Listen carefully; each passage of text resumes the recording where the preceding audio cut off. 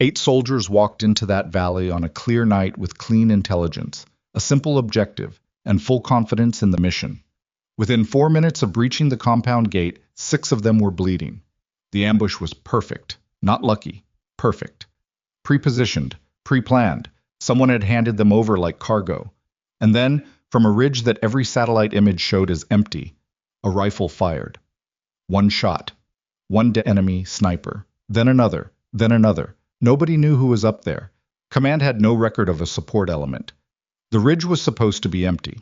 If you're watching this for the first time, subscribe now and hit the bell. Drop your city and country in the comments. I want to see how far this story travels. You won't want to miss what happens next. The briefing had lasted 11 minutes. Lieutenant Ethan Cross had timed it because 11 minutes was not enough time to brief a direct action raid into denied territory, and he said so, once, clearly, without raising his voice, and was told by Major Gerald Holt that the intelligence window was closing and the team needed to be wheels up in 40. So Ethan took his 11 minutes, memorized the compound schematic, studied the satellite imagery, and said nothing else. That was 3 hours ago. Now he was belly down on a gravel ridge 200 meters above the valley floor, watching the target compound through a PVS-31 night optic, while Sergeant First Class Danny Rourke lay beside him, doing the same. Still nothing on thermals, Rourke murmured. I know. No guard rotation, no vehicle heat, no cook fires. I know, Danny. A coder worth pulling a cross-border op for, and he's just sitting there, alone, in the dark. Ethan said nothing. He adjusted the focus ring on his optic and watched the single window of the main building. One light source, candle or low-watt bulb, something that barely pushed against the dark. No movement behind it. The compound was a converted agricultural station. 2 main structures, a water tower that hadn't held water in probably 15 years, and a perimeter wall that someone had started reinforcing with sandbags and then abandoned halfway through. The satellite photos showed the incomplete work clearly. Ethan had noted it in his mission prep and flagged it as odd. A half-finished defensive position was either evidence of a resource problem or evidence that someone had stopped caring about defense for a different reason. He hadn't been able to decide which. Overwatch elements, check in, he said into the radio, keeping his voice flat. Staff Sergeant Paulina Vargas answered from the southern ridge. Overwatch South set. I've got eyes on the east wall and nothing moving. Corporal Theo Marsh from the northern high ground. Overwatch North. Same. Dead quiet. The assault element, Staff Sergeants Cole, Biggs, and Reyes, plus Specialist Wren, was staged in a dry creek bed 40 meters from the compound's north gate. 6-man breach team plus 2-man overwatch. 8 soldiers total. A light footprint for a light mission. All right, Ethan said. We move in 5. Rourke lowered his optic and looked at him sideways. You feel that? Feel what? That thing you get. Ethan kept his eyes on the compound. Brief the team. Rourke keyed his radio and walked the assault element through the final go, no-go. Ethan stayed on his optic. He kept scanning. Wall base, water tower, shadow pools between the structures. And the feeling Rourke had named sat in his chest like a piece of shrapnel that hadn't worked its way out. Not pain, just presence. Something foreign that the body knew about before the mind caught up. The valley was too quiet. Not quiet the way empty places were quiet. Quiet the way places got, when things inside them were holding their breath. He almost called it. His thumb hovered over the transmit button for a full second. Call abort, push back to the staging area, demand a 12-hour reassessment window. He'd done it before on worse instincts than this, and been right twice out of 3 times. The 3rd time his hesitation had cost them an asset, and 3 weeks of follow-on surveillance, and Major Holt had written him up for it in language that made it sound like recklessness rather than judgment. He released the transmit button. All elements, this is Crossfire 6. We're green. Execute. The breach went smoothly. Cole cut the gate chain in 4 seconds. The assault element flowed through in a tactical stack, Reyes and Biggs peeling left and right to clear the courtyard while Cole and Wren pushed toward the main building entrance. Ethan came through last with Rourke on his shoulder, both of them scanning the upper windows and the water tower and the roof line. Nothing. The courtyard was empty. The dirt floor showed footprints.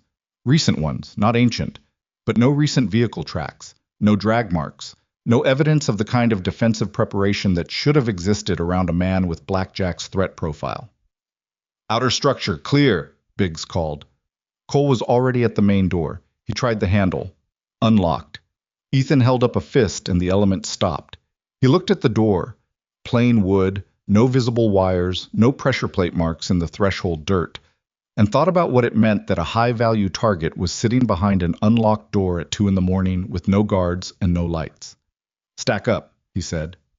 Cole made entry.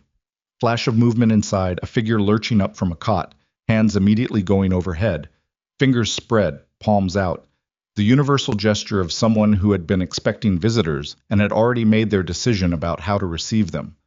"Don't shoot, please. I'm Blackjack. I'm the one you want. I'm not armed." The man was younger than his file photos suggested. Mid-30s, thin, wearing a gray thermal shirt and cargo pants, bare feet on the concrete floor. His face had the gaunt, sleep-deprived look of someone who hadn't been comfortable in a long time. "Down on your knees," Ethan said. "Hands laced behind your head." The man complied immediately. Too immediately. No hesitation, no calculation, no visible fear, just quick, practiced compliance.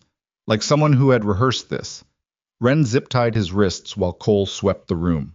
Single cot, a folding table with a laptop and 2 external hard drives, a ceramic mug with cold tea still in it, a backpack by the door, pre-packed. "Clear," Cole said. Rourke was already on the radio. "Crossfire 6, assault element. Target secured, structure clear. Requesting extraction coordination." And then the world ended. The first shot came from the eastern ridgeline, and it hit Biggs in the upper arm, spinning him hard into the doorframe. He went down cursing, clutching the wound, and for half a second everyone in the room was still. That frozen moment between stimulus and response when the brain is catching up to what the body already knows. Then the rest of the fire opened up. It came from 3 directions simultaneously: east ridge, west wall, and from somewhere beneath the water tower that Ethan had been watching for 15 minutes and had seen absolutely nothing in. The volume was immediate and overwhelming. Automatic weapons, at least 2 PKM machine guns anchoring the flanks, rifles stitching the compound walls in long bursts that sent concrete chips spraying across the courtyard. "Contact, contact, multiple directions." Vargas on the southern overwatch, her voice tight and controlled. "I've got movement on the—" Static. Her transmission cut out. "Vargas," Ethan called. "Vargas, report." Nothing. Marsh came up on the northern overwatch frequency a second later, his voice different, lower, quieter, the register of a man who was actively trying not to make sound. "Overwatch north, I've lost comms with south. I'm counting at least 12 enemy elements. They are staged. They were pre-staged. Crossfire 6. This is not a reactive ambush." "I know," Ethan said. He was already pulling Biggs back from the doorway, getting him against the interior wall, away from the windows. Rourke had flipped the folding table on its side for hard cover. Not much, but better than nothing. Cole and Reyes were at the 2 windows, suppressing, burning through ammunition at a rate they could not sustain. "How bad?" Ethan asked, looking at Biggs. Biggs had his hand clamped over the wound. Blood between his fingers, but not arterial. Not spurting. Through and through. "I'm up. Give me a second." "You've got 30 seconds. Ethan grabbed the radio and tried the command frequency. Static. He tried the emergency relay channel. More static. He tried the satellite uplink. Nothing. "They're jamming us," Rourke said. He didn't say it like a question. "Every channel," Ethan confirmed. "So command doesn't know we're in contact." "No." "And our overwatch element to the south isn't answering." "No." Rourke let that sit for exactly 1 second. "Okay. What do we do?" The fire outside had not slackened. If anything, it had increased. Whoever was out there was not trying to probe or suppress. They were trying to destroy. The compound walls were taking heavy hits, chunks of masonry falling into the courtyard, and the main building's roof had taken at least 2 rifle grenade impacts that sent cracks spiderwebbing across the ceiling. "We're in a fixed position with no fire support and no comms," Cole said from the window, not accusing, just stating facts. "They've got high ground on 3 sides." "I can see that, Cole." "I'm just saying we can't stay here." "I know." Ethan looked at the room. Biggs was up, pale but functional, his offhand pressed to the wound and his shooting hand back on his rifle. Rourke was cycling through radio frequencies with the focused patience of a man who refused to accept what he was hearing. Wren and Reyes were staged at the door, ready to push or defend, waiting for a call. And Blackjack, the target, the reason they were here, was sitting against the back wall with his zip-tied hands in his lap, watching all of it with an expression that was hard to read. Not panic, not confusion. Something more complicated than that. Ethan crossed the room in 4 steps and crouched in front of him. You knew. Blackjack didn't look away. I suspected.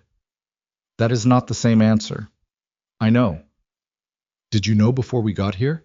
Did you know when you surrendered without a fight? When you had your bag packed by the door? A beat. The sound of the firefight outside pressing through the walls. The ceiling cracked again from another impact, and dust fell in a thin curtain between them. I knew there was a leak, Blackjack said carefully. I didn't know if it would activate tonight, or if they would let you extract me first and hit the helicopter. I made my choice. I surrendered because you were my best chance of getting out of here alive. That's still true. Ethan stared at him for a long moment. Then he stood. Wren, keep eyes on him. Copy. Cole, what's our best exit that isn't the gate we came in? Cole pulled out the compound schematic. Paper copy, he'd printed it, good habit, and laid it on the floor. South wall has a section that's unmortared at the base, about a 3-foot gap, comes out behind the secondary structure. If they haven't staged on the south, Vargas was on the south ridge and she's gone dark. Cole looked up from the schematic. His face didn't change, but something behind his eyes did. We move through that gap fast and low, Ethan said. We get into the secondary structure for cover, we reassess from there.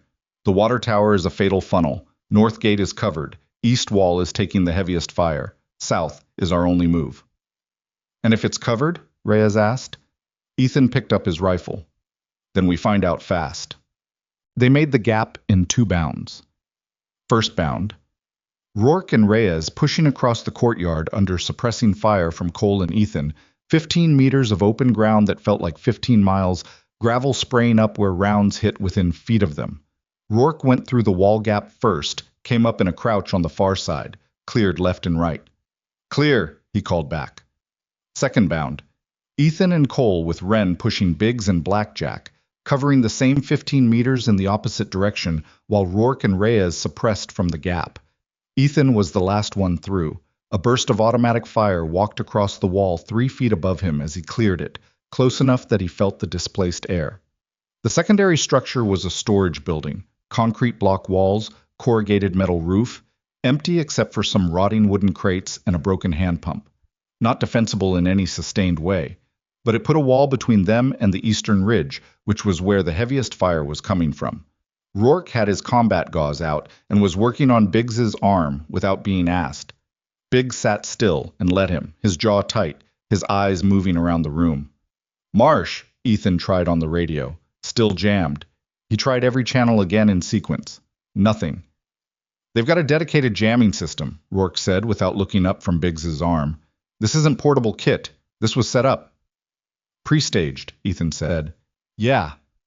The word hung there. Pre-staged meant foreknowledge. Foreknowledge meant a source. And the only people who had known about tonight's operation with enough detail to set this up, the target, the timeline, the approach route, the overwatch positions, were people inside their own command structure. Ethan's radio produced a burst of static on a frequency he hadn't tried. A tertiary channel that wasn't in their standard rotation, a frequency he'd memorized from an old mission package that had never been formally decommissioned. He almost ignored it. Then it happened again. Not random static, a pattern. Short, long, short, short. A letter. Then another. Morse code. Rourke caught the change in his expression. What? Ethan held up a hand for quiet and pressed the radio to his ear. North wall. 20 seconds. He looked up. Everyone on the north wall. Now. Move. That could be... Cole started. Now, Cole. They moved. 18 seconds later, the south wall of the storage building came down. Not from explosive, from a vehicle, a technical truck they hadn't seen or heard coming. that hit the wall at speed and folded the concrete block inward in a cascade of dust and debris that would have killed every one of them if they had still been standing in the center of the room. Ren got a piece of falling block across his shoulder and went down, got back up, shook it off. Nobody spoke for a full 3 seconds. Then Rourke said quietly, "Who was that on the radio?" Ethan was already moving toward the north wall, toward the one direction that hadn't been shooting at them.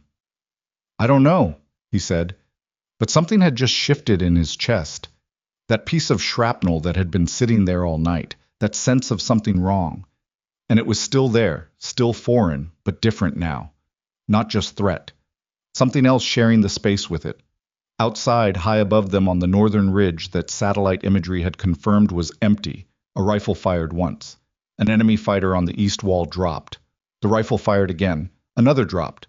And the voice that had no business being on their radio frequency, the one that had just saved their lives, said 4 more words through the static. "Don't stop. Keep moving." Ethan moved and the team moved with him, because that was the only option left that didn't end with all of them under the rubble of a collapsed storage building in a valley that nobody outside this operation even knew they were in.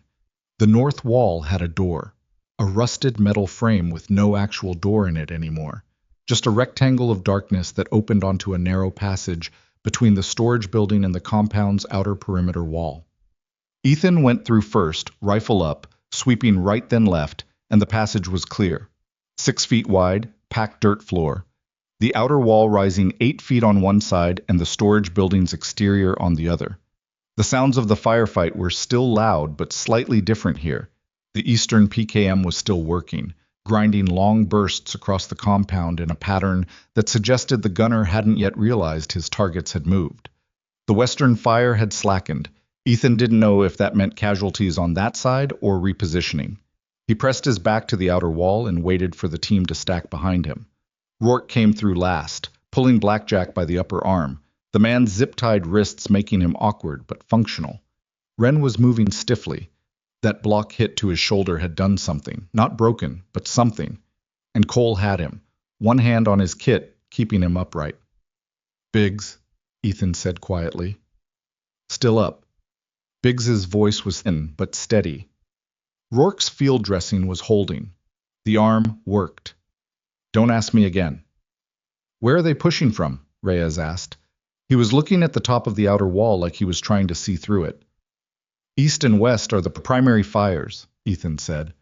"South is where the truck came from, so they've got a ground element staging south. North is the only direction we haven't taken fire from."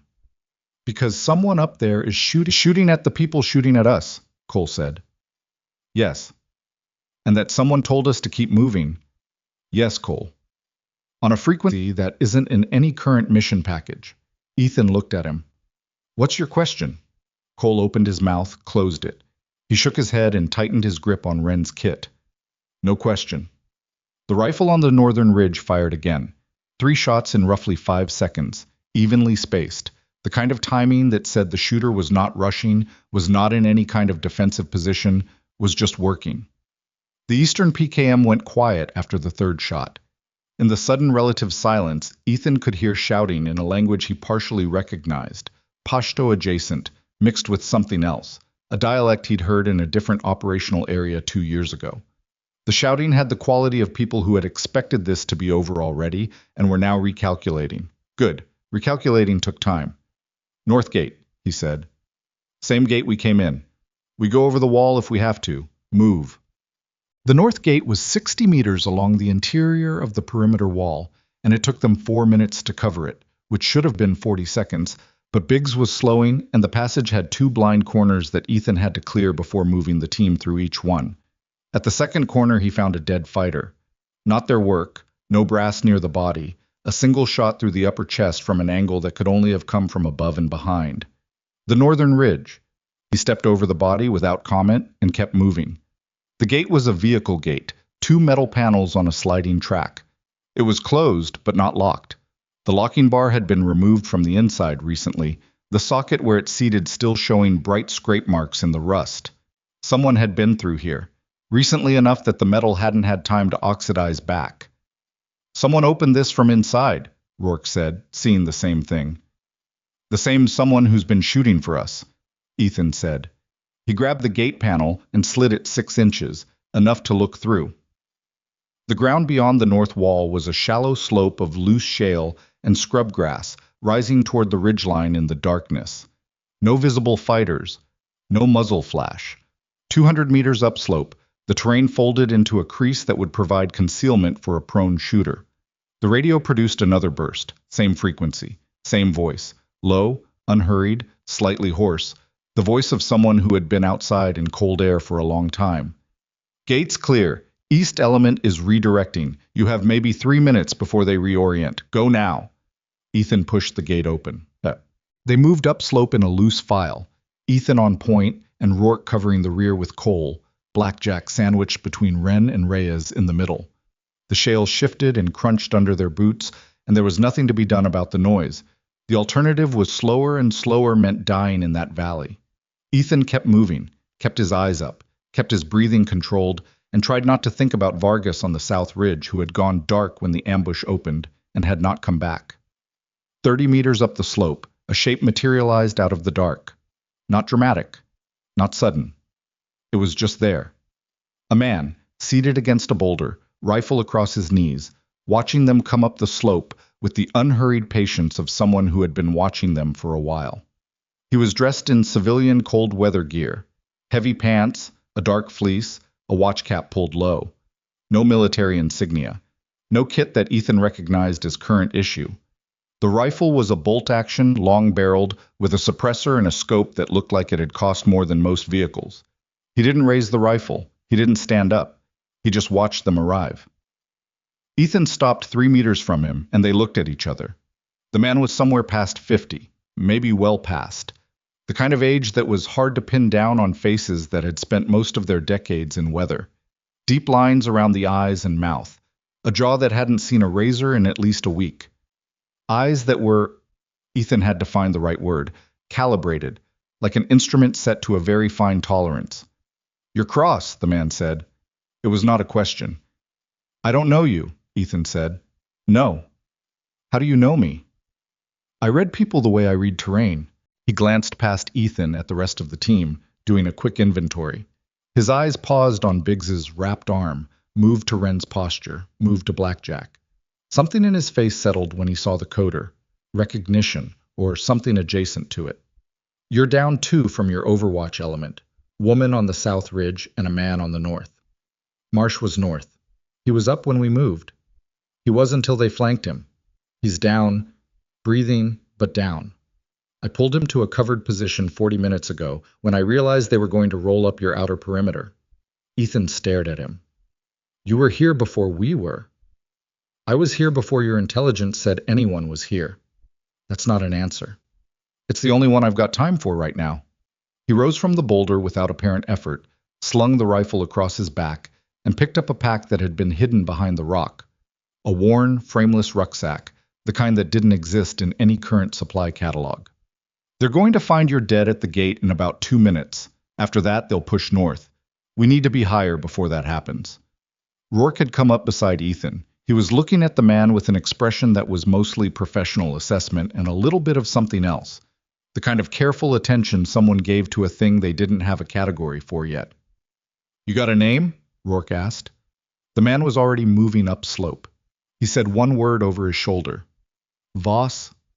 He moved through the shale like it wasn't there. That was the first thing Ethan noticed. Not that he was fast. He wasn't, particularly. But that the terrain had no cost for him. Every step landed exactly where it needed to land, weight distribution already adjusted before the foot came down. The kind of unconscious precision that came from 10,000 hours in exactly this type of ground. Ethan was a good mountaineer. Most of his team were. But Voss moved through the Karin Ridge like it was carpet. He led them up a route that wasn't a route, a series of connected ledges and scree channels that shouldn't have worked as a line of movement but did, each segment short enough to recover from if an enemy was watching, the overall path maintaining high ground without ever skyling the team. After 15 minutes of climbing, Ethan looked back and couldn't see the compound at all.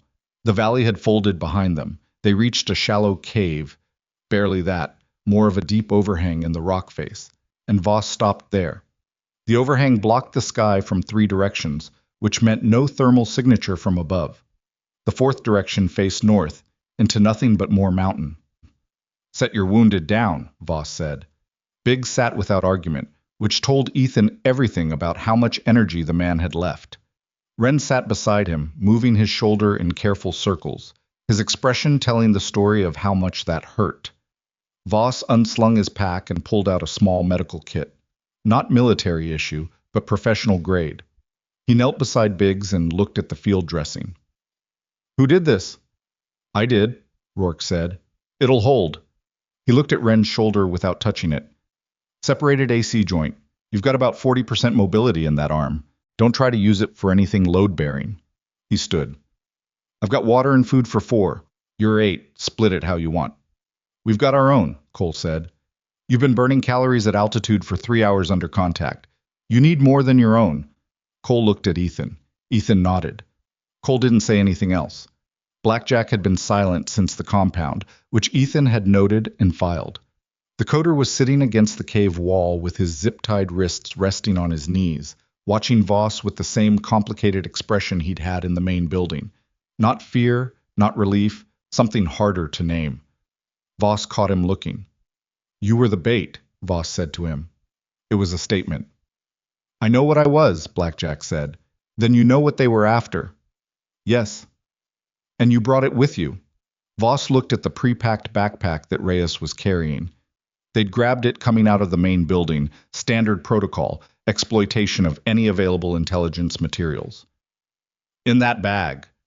Blackjack said nothing. Ethan stepped between them. What's in the bag? Nothing that concerns your mission brief, Blackjack said. My mission brief got 8 people shot at, and 2 of my soldiers are hurt. Everything in that valley concerns me now. Blackjack looked at the floor of the cave. The silence stretched for 3 full seconds. There's a drive, he said. Encrypted. It has... He stopped. Started again differently. It has names. People inside your command structure who've been passing operational details to a private group. The raid tonight was designed to kill your team and recover the drive. They couldn't let it reach a debriefing room. The cave was very quiet. How many names? Ethan asked. Enough. That's not a number. Blackjack met his eyes. Enough that when you hear them, you'll understand why they'd burn 8 soldiers to keep it quiet.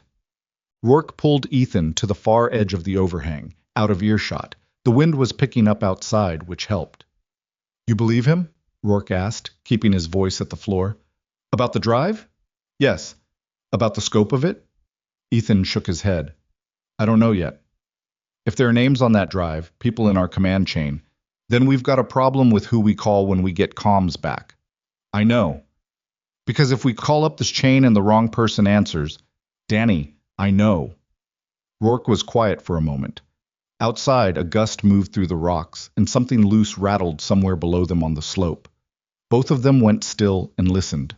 Just wind. What about him? Rourke tilted his head toward Voss, who was at the front of the overhang, looking out into the dark with his rifle on his knee. He'd taken the first watch without being asked, without discussing it, without apparently caring whether anyone noticed. He knows about the drive. He knew about the ambush before it happened. He knew your name, your face, your team composition. He's been operating in this AO, in a denied area, in civilian clothes, with non-standard equipment, on a frequency that hasn't been active in years. I know all of that. So who is he? Ethan looked at Voss's back. The man was absolutely motionless, the way certain people got when they were doing real work. No fidgeting, no small adjustments, just a kind of settled presence, like a machine running at exactly its operating temperature. I don't know yet, Ethan said. He saved our lives. I know. That's not nothing. No, but it's also not enough to tell me what he wants. Rourke thought about that. Maybe he doesn't want anything. Everyone wants something. Rourke looked at him sideways. You sound like you've been in the game too long. I have been in the game too long. They went back to the group. Ethan sat down across from Voss's pack and started going through his own kit inventory, ammunition count, water, battery status on the radio. The radio was still producing nothing but static on every standard frequency, but the tertiary channel that Voss had used was clear. He didn't know if that meant the jamming system had a gap in its coverage or if Voss was running his own relay somewhere on the mountain. He pulled out the satellite phone that was supposed to be his backup comms option. It had no signal. The jamming system was broad spectrum, good equipment, not cheap. "The jamming," he said, loud enough for Voss to hear. "How long has it been running?" "Since before your insertion," Voss said, without turning around. "They activated it when your aircraft was still 20 minutes out. They knew your ETA." "From the leak." "From one of them." "One of them," Ethan repeated. "How many sources are we talking about?" Voss was quiet for a moment. Then he turned, just enough to look back over his shoulder. "The drive will tell you more than I can." "I'm asking you." Another beat. "At least two, maybe three. One of them is close enough to your command element that they knew the backup QRF had been redirected before your team even landed." The QRF. The quick reaction force that was supposed to be the contingency if the primary mission went wrong. Ethan had known they weren't coming, no comms, no way to request them, but he hadn't known they'd been deliberately pulled. "Redirected where?" Rourke asked sharply. "False report of a mass casualty incident 40 kilometers south. Took them out of range and out of contact for approximately 90 minutes. Voss turned back to the dark. "Which is longer than they expected this to take." The implication settled into the cave like cold air. 90 minutes was longer than the ambush was supposed to last, because the ambush was supposed to be over fast. 8 soldiers, fixed position, no comms, no backup. It should have been over in 20 minutes. It hadn't been, because of the rifle on the ridge. Cole said what everyone was thinking, quietly, from where he was sitting against the cave wall with his legs stretched out. "You changed their math." Voss didn't answer. "How long have you been up here?" Cole pressed. "Before tonight, I mean. How long have you been on this mountain?" "Long enough." "That's a non-answer." "Yes." Cole let out a long breath through his nose. "All right, fine. You want to be mysterious? Be mysterious. But at some point you're going to have to tell us how you knew to be here. Because the gap between 'I happen to be in the area' and 'I set up a hide site and prepositioned a jamming countermeasure and pulled my own casualty off the ridge' is not something I can fill in with assumptions." Voss was quiet for long enough that Ethan thought he wasn't going to answer. Then he said, "I've been intercepting their communications for 11 days. When I heard your operation referenced, when I heard the ambush being planned around it, I made a decision." "What decision?" Ethan asked. "To be here instead of somewhere else." "Why? You don't know us." A pause. "I know what happens when good soldiers walk into something like this and nobody comes." He said it without heat, without drama, without any of the weight a line like that should have carried. Just flat, quiet, matter of fact, which was somehow worse than if he'd made it sound important. Reyes was staring at his hands. Wren had his eyes closed, but his jaw was working. Biggs was looking at Voss's back with an expression that was trying to be skeptical and not quite making it. Rourke caught Ethan's eye from across the cave and gave a small, slow nod. Not agreement exactly, more like acknowledgement. The kind of nod that said, "Whatever this is, it's real." Ethan sat with that. He thought about the 11 minutes of briefing, the intelligence window that was closing, the satellite imagery that showed nothing on the ridge. "Your hide site," he said. "The imagery showed nothing." "I know what your imagery showed." "How did you beat it?" For the first time, something crossed Voss's face that wasn't quite a smile, but lived in the same neighborhood. "Practice." An hour passed. Maybe more. Ethan's watch said 90 minutes, but the mountain had a way of warping time when you were sitting in the dark, listening for people who wanted to kill you. The enemy had pushed north. Ethan had heard them. Voices and equipment noise rising up the slope in the first 40 minutes, a search element working through the lower ground, flashlights cutting across the shale below. Voss had watched it without moving, without apparent concern, and Ethan had followed his lead and kept the team still and quiet. The search element had turned back after 40 minutes. Not because they'd found nothing. They'd found the gate, found Voss's route, found evidence of foot traffic on the slope. But they'd turned back anyway. "Why'd they stop?" Reyes whispered. "Command decision," Voss said. "They've been on this mountain longer than they expected. They're burning fuel and the men are cold. Whoever's running the ground operation is calculating exposure risk against probability of finding us in the dark." He paused. "They'll be back at first light with better assets." Helicopters? Possibly. Depends on what resources the person behind this is willing to expose. He was quiet for a moment. They're already exposed more than they planned for. Blackjack shifted against the wall. They'll escalate, he said. They won't stop. I know that, Ethan said. I mean escalate beyond more soldiers. If they have to explain why a full strike element failed. He stopped, seemed to be choosing words. The person running this doesn't have the option of walking away. The drive exists. I exist. You all exist and you know something happened here. Every hour that passes makes them more desperate, not less. Which means we need extraction before dawn, Cole said. We can't use standard channels, Rourke said. Everyone looked at Ethan. He thought about it. The weight of the drive in Blackjack's pack, the names on it that he hadn't seen but could already feel, the redirected QRF, the leak that was close enough to know their ETA. The standard chain of command was a minefield he couldn't map from inside the mine. There's a contact, he said slowly. Not in the chain. An old handler from a previous deployment runs a coordination cell out of Bagram, not affiliated with this command element. If the jammer has a range limit, 12 kilometers, Voss said. Ethan looked at him. How do you know the range on their jammer? Because I know which system they're using and I know that system's specs. He said it the same way he said everything, flat, quiet, as if it were the most natural thing in the world to have that particular piece of information in this particular situation. The cave was very still. 12 kilometers, Ethan said again. So if we get 12 kilometers clear, your satellite phone should work. The radio will need line of sight to a relay. There's a relay station on the Car Plateau, northeast, used for civilian telecommunications, but it can be piggybacked. Voss nodded once. I know the station. Of course he did. The plateau is 14 kilometers, Rourke said. 14 kilometers on foot in the dark, through terrain, with 2 wounded and a prisoner. He's not a prisoner, Blackjack said quietly. I surrendered voluntarily. With a packed bag and prior knowledge of the ambush, Cole said. You'll forgive me if I maintain a characterization. Blackjack said nothing. Ethan stood. His knees told him about the cold. They always did at altitude, a habit they'd developed in his mid-30s that he'd decided to consider a weather indicator rather than a problem. We move in 20 minutes. Voss, if you're coming, I'm coming. Then you're under my command structure while we're moving. I need to know you understand that. Voss looked at him for a moment. There was something evaluating in it. Not disrespectful, just measuring. The same calibrated quality from the first time they'd faced each other. Understood, he said. And then, with the faintest edge of something dry, Lieutenant? The rank had not come up before. Ethan hadn't mentioned it. None of his team had used it in front of Voss. He filed it away.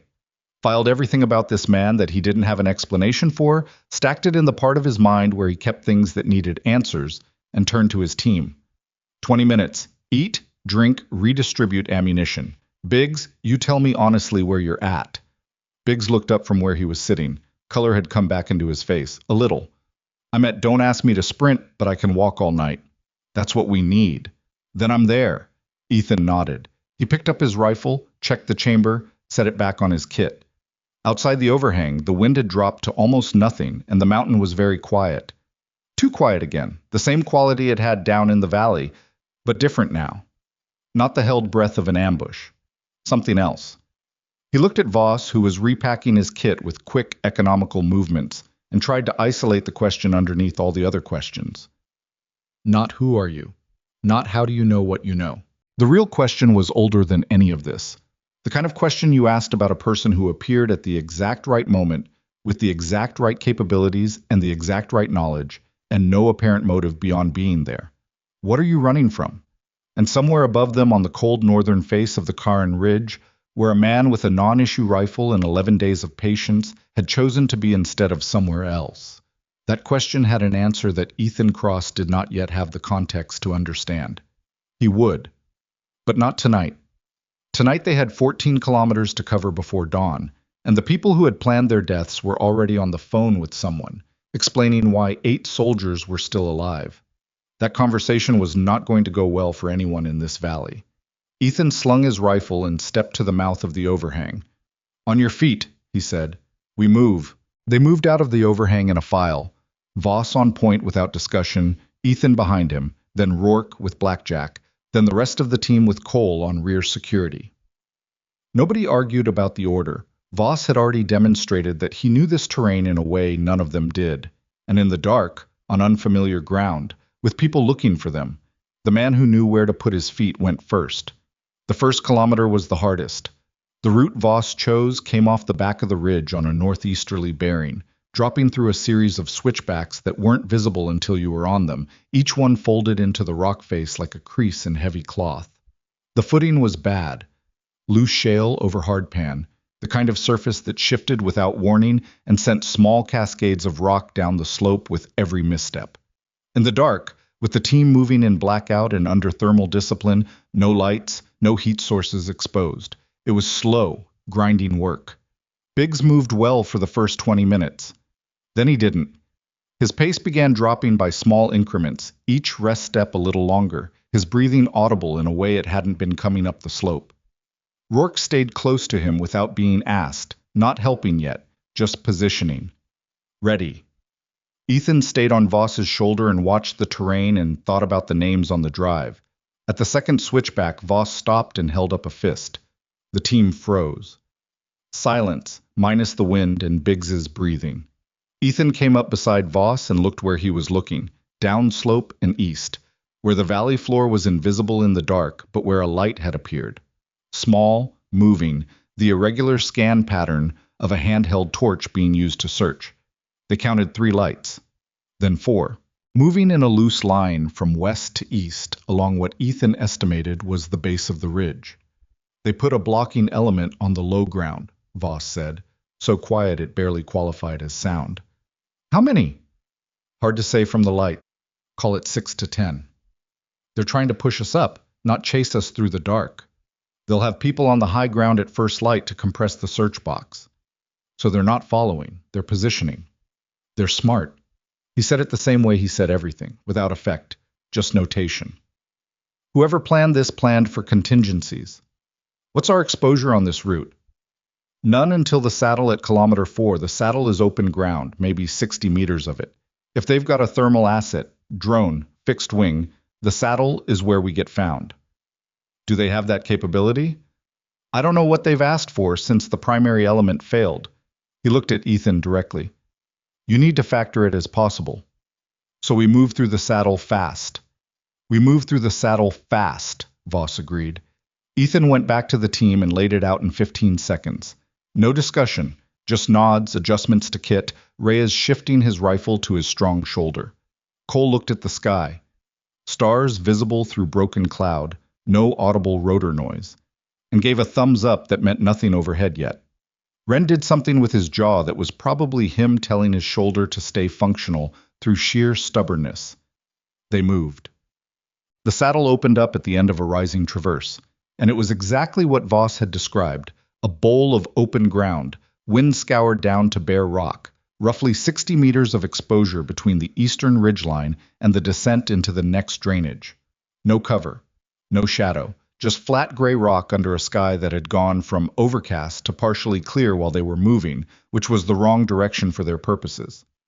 Voss didn't stop. He walked out onto the saddle at the same pace he'd been keeping for 4 kilometers. No hesitation, no belly crawl, just moving. Ethan followed him out and understood the logic immediately. A line of people going slowly across open ground was visible for longer than the same people moving at full pace. You minimized exposure time by maximizing speed, not by minimizing signature. Ethan moved. The team moved. He counted his steps across the rock. The wind pushed at them from the north, cold enough to have teeth. His boots found purchase and lost it, and found it again. Behind him he heard Biggs stumble once, a short scramble of boots on rock, and then Rourke's voice at the absolute minimum volume. I've got you! And then movement again. 43 steps. And they were into the shadow of the eastern ridgeline, into dead ground, into the narrow drainage that fell away on the far side of the saddle. No alarm behind them, no light that hadn't been there before, no engine sound. He let out a breath he hadn't decided to hold. Rourke came up beside him, Biggs on his other side. The big sergeant's face was slick with sweat despite the cold, and his arm was held against his body at an angle that wasn't quite right. Biggs, Ethan said. I'm good. You hesitated on the saddle. I slipped.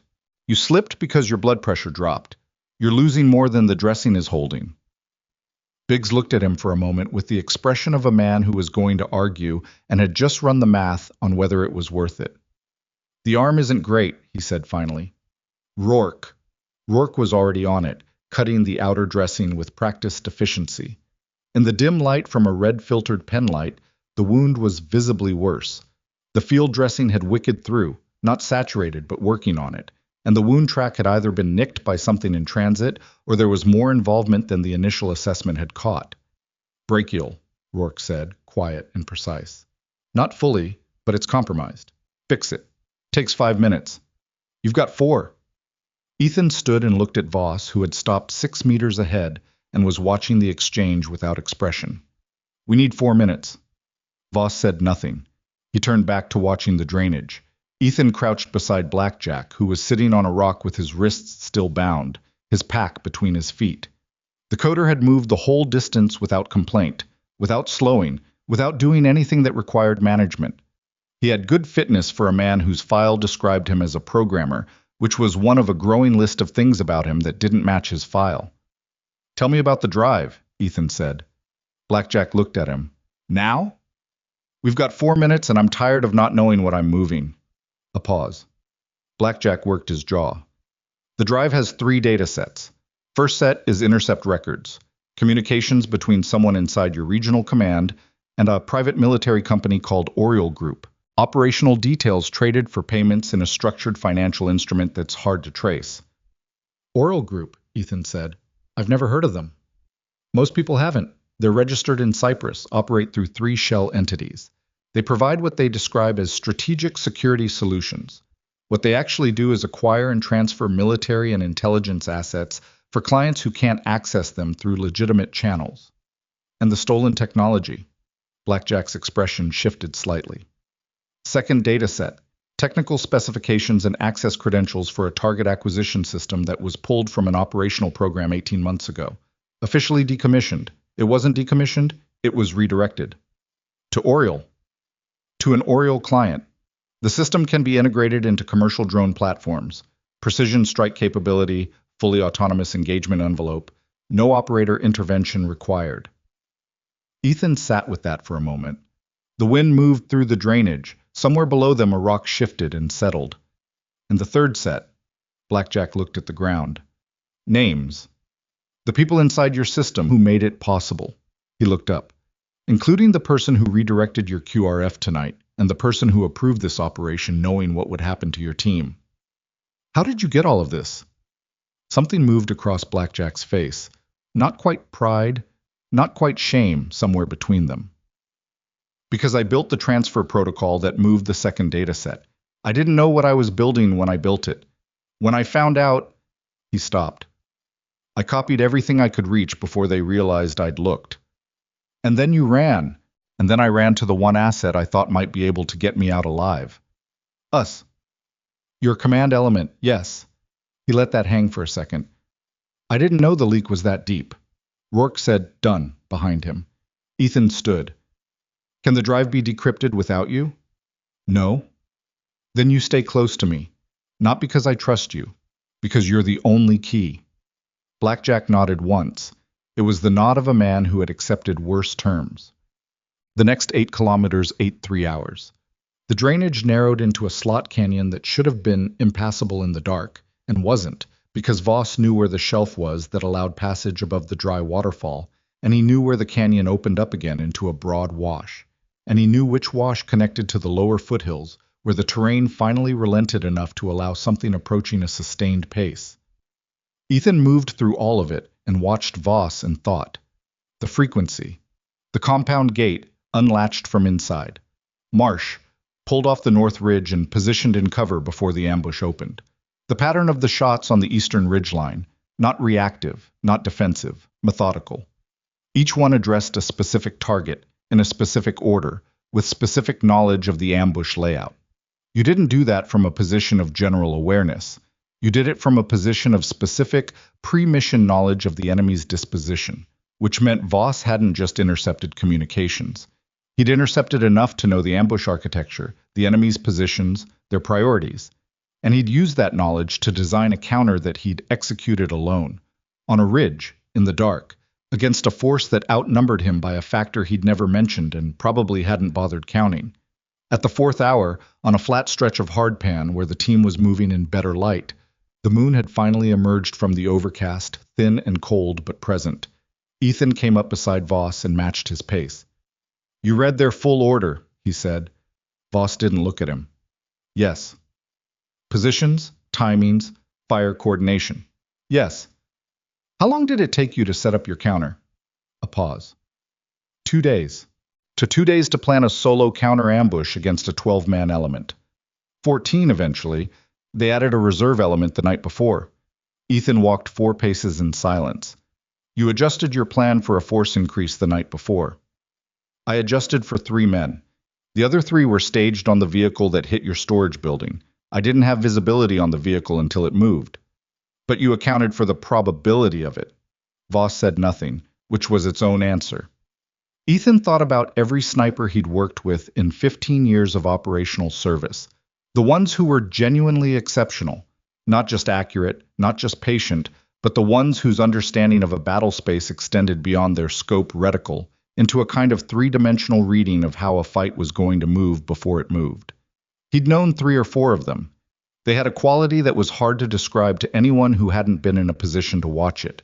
A settled, almost leisurely certainty in a situation that should have been chaos, like they were working on information nobody else had access to. Voss had that quality, but amplified in a way that Ethan didn't have a frame for. "I need to know who you are," Ethan said.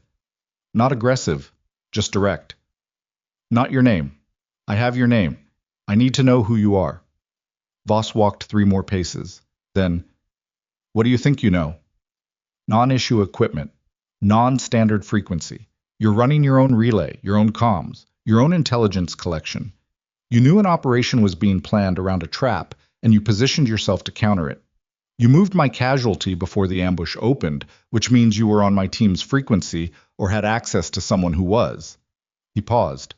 "You don't exist in any current database I can access.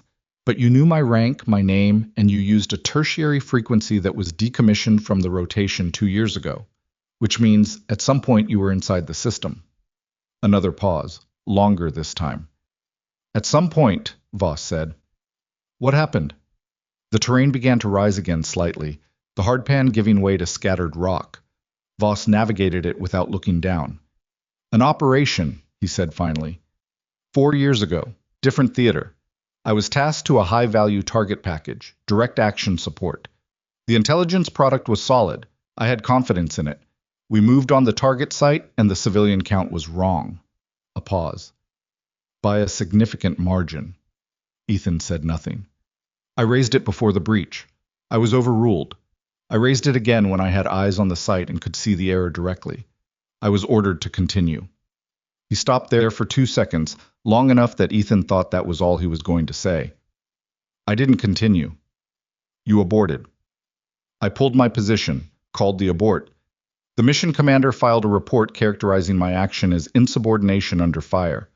I filed a counter-report with the casualty projections I'd calculated and the intelligence discrepancies I'd identified." Another pause. "The investigation cleared the mission commander. My counter-report was sealed. I was removed from the program." "Removed." "Paperwork said medical separation. The circumstances of the circumstances were—" He made a sound that wasn't quite a laugh. "Managed." Ethan thought about the sealed record, the managed circumstances, the medical separation that covered something that wasn't medical. Thought about what happened to the institutional memory of a man who'd been officially made to not exist. "You've been out here since then," he said. "I've been in various places since then." "Doing what?" "What I'm able to do."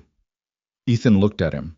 The worn civilian gear, the non-issue rifle that had probably cost Voss personally what a junior NCO made in 6 months. The 11 days of patient positioning on a cold ridge before a mission he hadn't been told about by anyone with authority to tell him. "For who?" Ethan asked. Voss looked ahead at the terrain. "For whoever needs it." They reached the plateau at 0347. The car plateau was a flat expanse of high desert, The kind of terrain that looked dead and probably was, 1,000 meters above the valley in altitude and a geological era away in character. The telecom relay station was visible from a kilometer out, a cluster of equipment housings and antenna masts surrounded by a chain-link fence, unlit except for a single red aviation warning light that blinked on a slow cycle at the top of the tallest mast.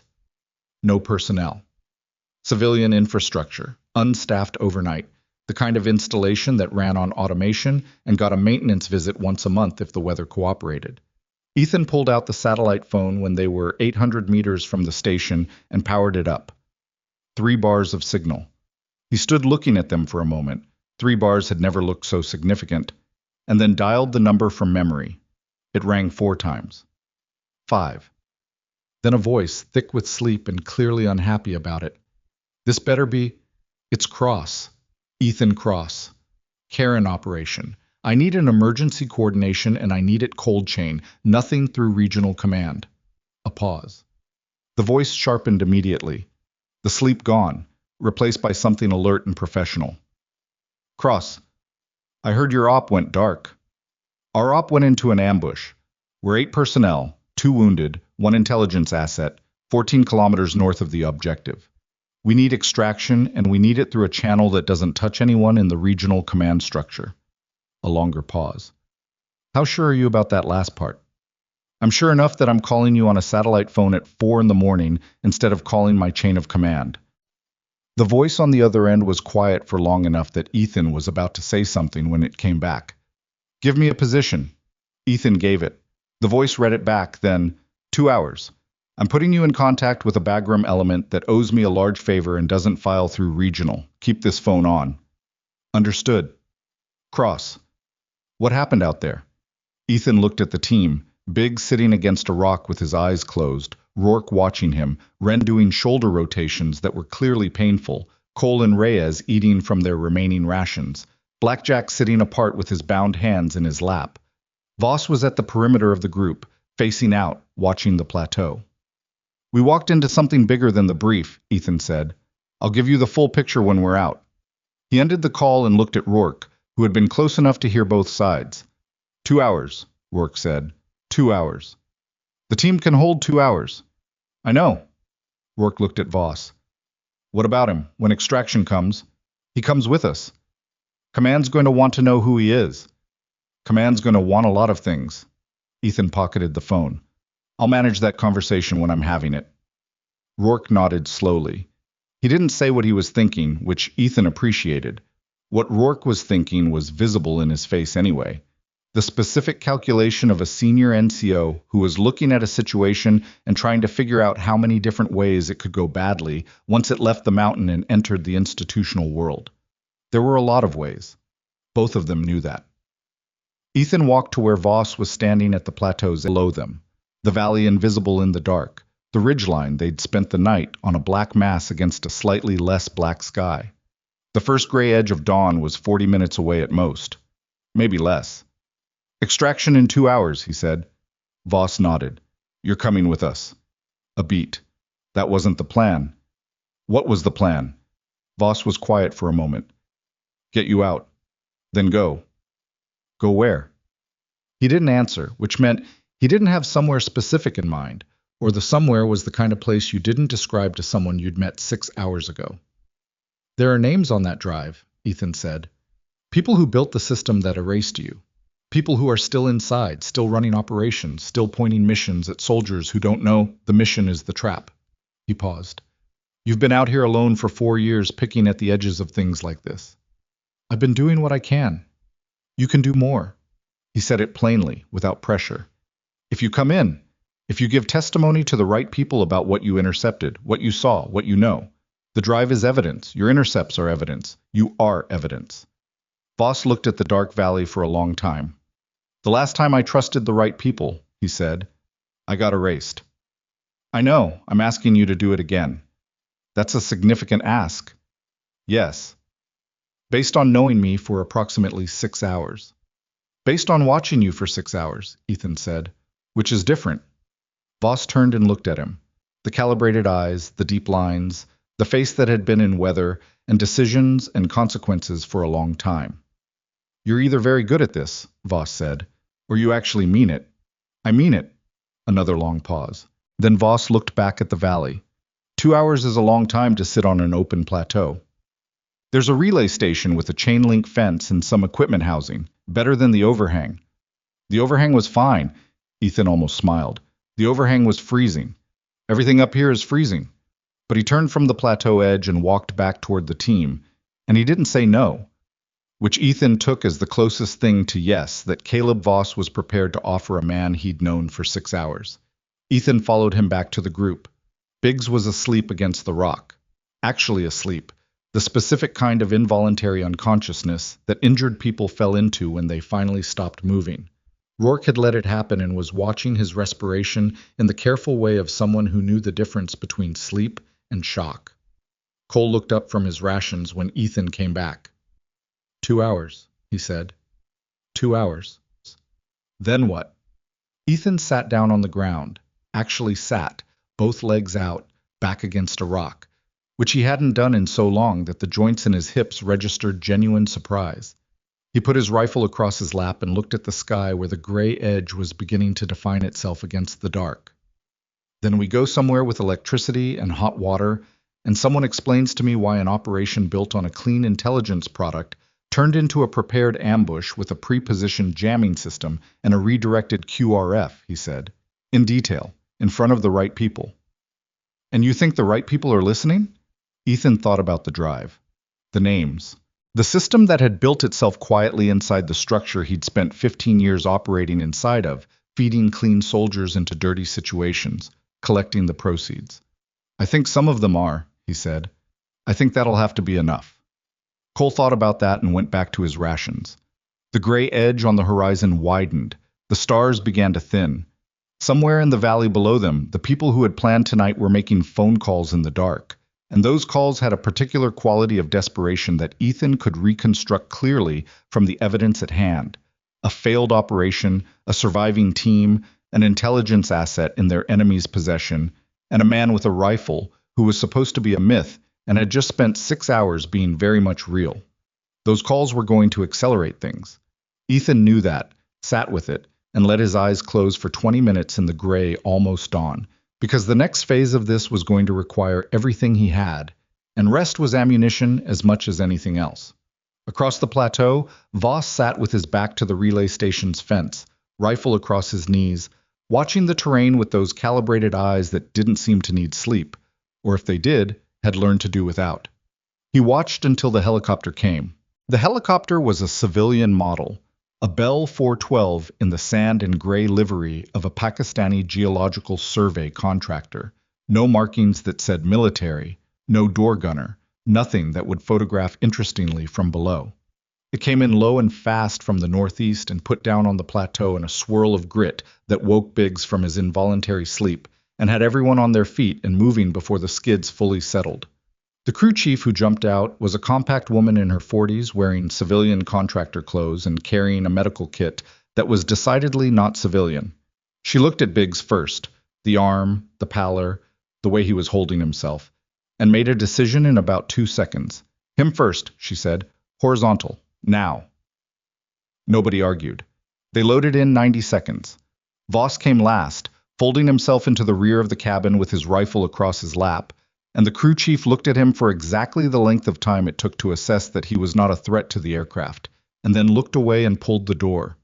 The Bell lifted and banked northeast, and the Karen Ridge fell away below them, gray and brown in the early morning light, already looking smaller than it had any right to given what had happened inside it. Ethan looked down at the valley as they gained altitude. From up here he could see the compound, the main structure with its damaged roof, the collapsed south wall of the storage building, and on the eastern ridgeline, the positions where the ambush element had been staged. They looked obvious from altitude, the arcs of fire, the overlapping coverage, the blocking positions on the low ground. It was a well-designed kill zone.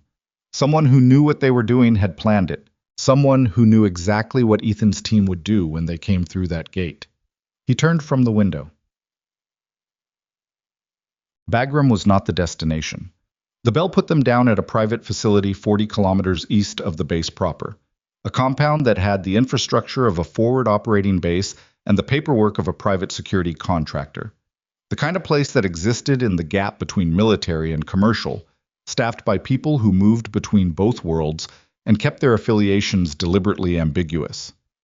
The man waiting on the landing pad was Colonel James Archer, retired, the contact Ethan had called from the plateau, the handler from a previous deployment, a man who had spent 30 years in special operations and another 8 in the private sector doing things that were never fully explained and never needed to be. He was 60-something, tall, with the kind of lean that came from decades of field work, and he was wearing khakis and a fleece vest and looking at the emerging team with an expression that mixed relief with something harder. He let the medical element take Biggs and Wren before he said anything. He watched Voss come off the aircraft and something moved behind his eyes. Recognition, Ethan thought, or the edge of it. But he didn't say anything about that either. "Get your people inside," he said to Ethan. "Hot food, medical, debrief in 1 hour." 30 minutes, Ethan said. "Your team needs 30 minutes, Colonel, because whoever planned last night knows it failed and they're not going to hold still about that." Archer looked at him for a moment, then he nodded. 30 minutes. Conference room off the main corridor. Don't bring the asset. Blackjack comes with me. Cross, the drive requires him to decrypt. He's not an optional component. Archer's jaw tightened slightly, which was the closest Ethan had ever seen the man come to visible frustration. "Fine, don't bring the—" He stopped, looked at Voss again. "Who is that?" "I'll explain in 30 minutes, Ethan said, and walked past him into the building. What? The conference room was functional and cold. The kind of room that existed to be efficient rather than comfortable. A long table, 8 chairs, a whiteboard that someone had cleaned recently, a secure laptop in the center that was already running.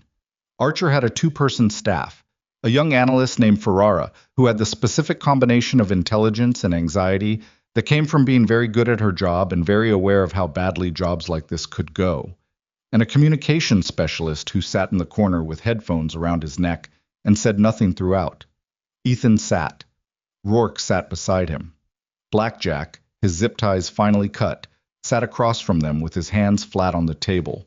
Voss took a chair at the far end and angled it slightly away from the table, which put his back to the wall and his eyes on the door, which Ethan noted and didn't comment on. Archer sat at the head of the table and put a tablet in front of him. "Start at the insertion point." Ethan started at the insertion point. He talked for 22 minutes without stopping, in the flat, sequential, detail-dense register of an operational debrief covering the insertion, the approach, the breach, the surrender, the ambush, the casualty sequence, the jammer, the Southern Overwatch loss, Vargas. He stopped there for 1 second, which was all he allowed himself. And then the voice on the radio and the decision to move north. He covered the cave, the route, the saddle, the conversation with Blackjack about the drive, the telecom relay station, and the call. He was precise about timings, positions, ammunition states, everything that could be quantified. He was less precise about certain parts of the conversation with Voss, but he didn't omit them entirely. When he finished, the room was quiet. Archer was looking at the tablet, where Ferrara had been entering data as Ethan talked. Then he looked up. Staff Sergeant Vargas. Last confirmed contact was her transmission when the ambush opened. She went dark immediately after. Ethan's voice stayed flat. No communication since. We've had a report from a Pakistani border authority element that found a woman matching her description 11 kilometers south of the compound, alive, with a head wound. They're holding her pending identification. He said it quickly, without buildup, which was the merciful way to deliver it. She's stable. Something in Ethan's chest released that he hadn't known was held. He kept his face still. And Marsh? Rourke asked. Collected by the same element that brought in Vargas. Concussion, suspected, possible cracked ribs. Also stable. Archer looked at them both. They were moved by someone before the Pakistanis found them. Both of them were in covered positions they hadn't self-selected to. Someone put them there. Ethan didn't look at Voss. He didn't need to. The room absorbed that information in silence. Archer set the tablet down.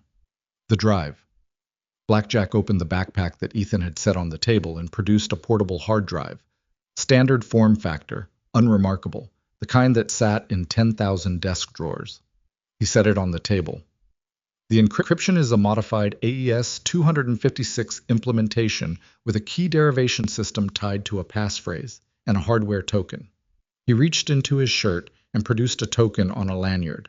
A small physical device, USB form factor. Both are required. Without me, the drive is unreadable. We'll need your cooperation, Archer said. You have it. A pause. With conditions. Archer's expression didn't change. What conditions? Immunity. Full. In writing, with multiple agency countersignatures. And relocation for my family. I have a sister and her 2 children in Karachi. They need to be out of reach before anything on that drive becomes actionable, because the people on it will go for leverage the moment they know they're exposed. Archer looked at Ethan. His conditions are reasonable, Ethan said. That's not your call to make. No, but I'm telling you they're reasonable. The room was quiet for a moment. Ferrara was typing. I can initiate the paperwork, Archer said finally. Full execution will take. Then initiate it now, Blackjack said. While we're in this room, I'll watch you send the request. Archer looked at him for a long second. Then he looked at Ferrara and nodded. Ferrara started typing on the secure laptop with the focused speed of someone who knew exactly what form she was filling out. While that's processing, Archer said, I want to talk about the operation itself. The intelligence product that supported it was clean. I've reviewed the source chain and I can't see the contamination point without the drive's contents. But the redirected QRF, the jamming system, the ambush positioning, that's not a field-level corruption. That's command level. Yes, Ethan said. How confident are you? The ambush knew our ETA, our approach route, our overwatch positions, and the QRF assignment. The only people with access to all 4 of those things simultaneously are at command level or above. He paused.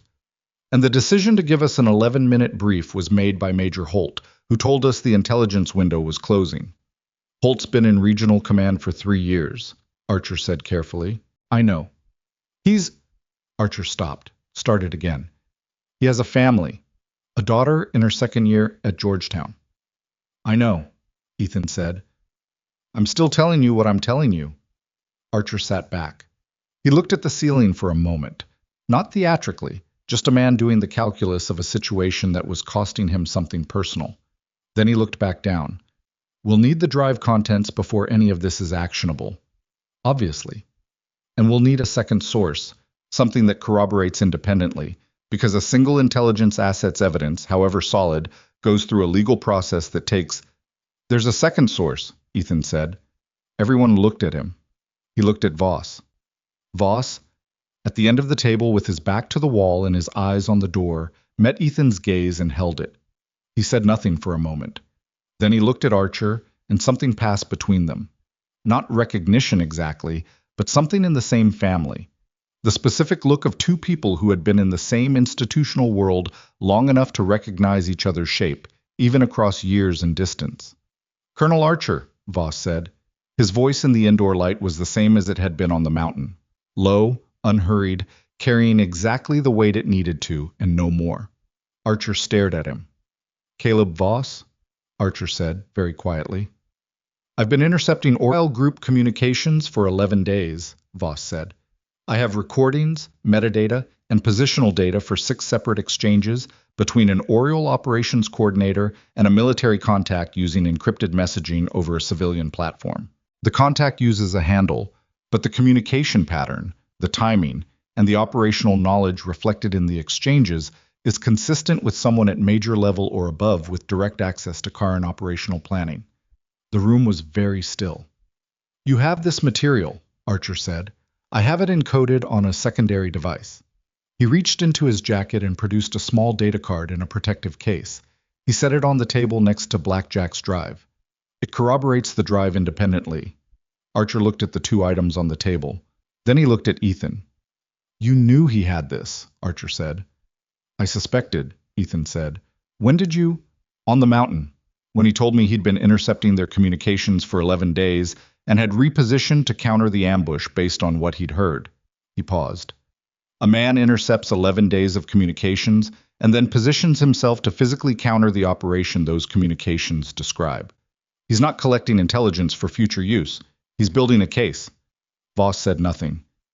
You've been building a case, Ethan said, looking at him directly. Not just on this operation, on Oriole, on the corruption, You've been doing it for a long time. A beat. 4 years is a long time, Voss said. The next 2 hours were not clean. Nothing about the institutional response to what happened in that conference room was clean, because nothing in the overlap between operational reality and institutional process ever was. Archer made calls. Ferrara sent documents. The communications specialist in the corner became suddenly very busy with encrypted traffic that went somewhere above Archer's level, which Ethan noted because it meant the material was being escalated faster than a standard reporting chain would suggest. Ethan sat outside the conference room on a metal chair in the corridor and drank coffee that was too hot and too strong and didn't care about either of those things, and thought. Rourke came and sat beside him after the first hour. They didn't talk for a while. Down the corridor, the medical section had Biggs in surgery. Not major, a vascular repair that was technically straightforward and practically nerve-wracking. And Wren had been given a corticosteroid injection for the shoulder and told he'd need imaging when he got back to a facility with proper equipment. Holt called, Rourke said eventually. When? About 40 minutes ago. Archer's staff intercepted it. He was trying to reach the official reporting chain to file a status on the Karen operation. He filed a preliminary incident report characterizing the ambush as an enemy intelligence success against an operation with a compromised source. Rourke paused. No mention of the jammer, no mention of the redirected QRF. Ethan looked at his coffee. He's building a cover. He's building it fast. Rourke turned the coffee cup in his hands.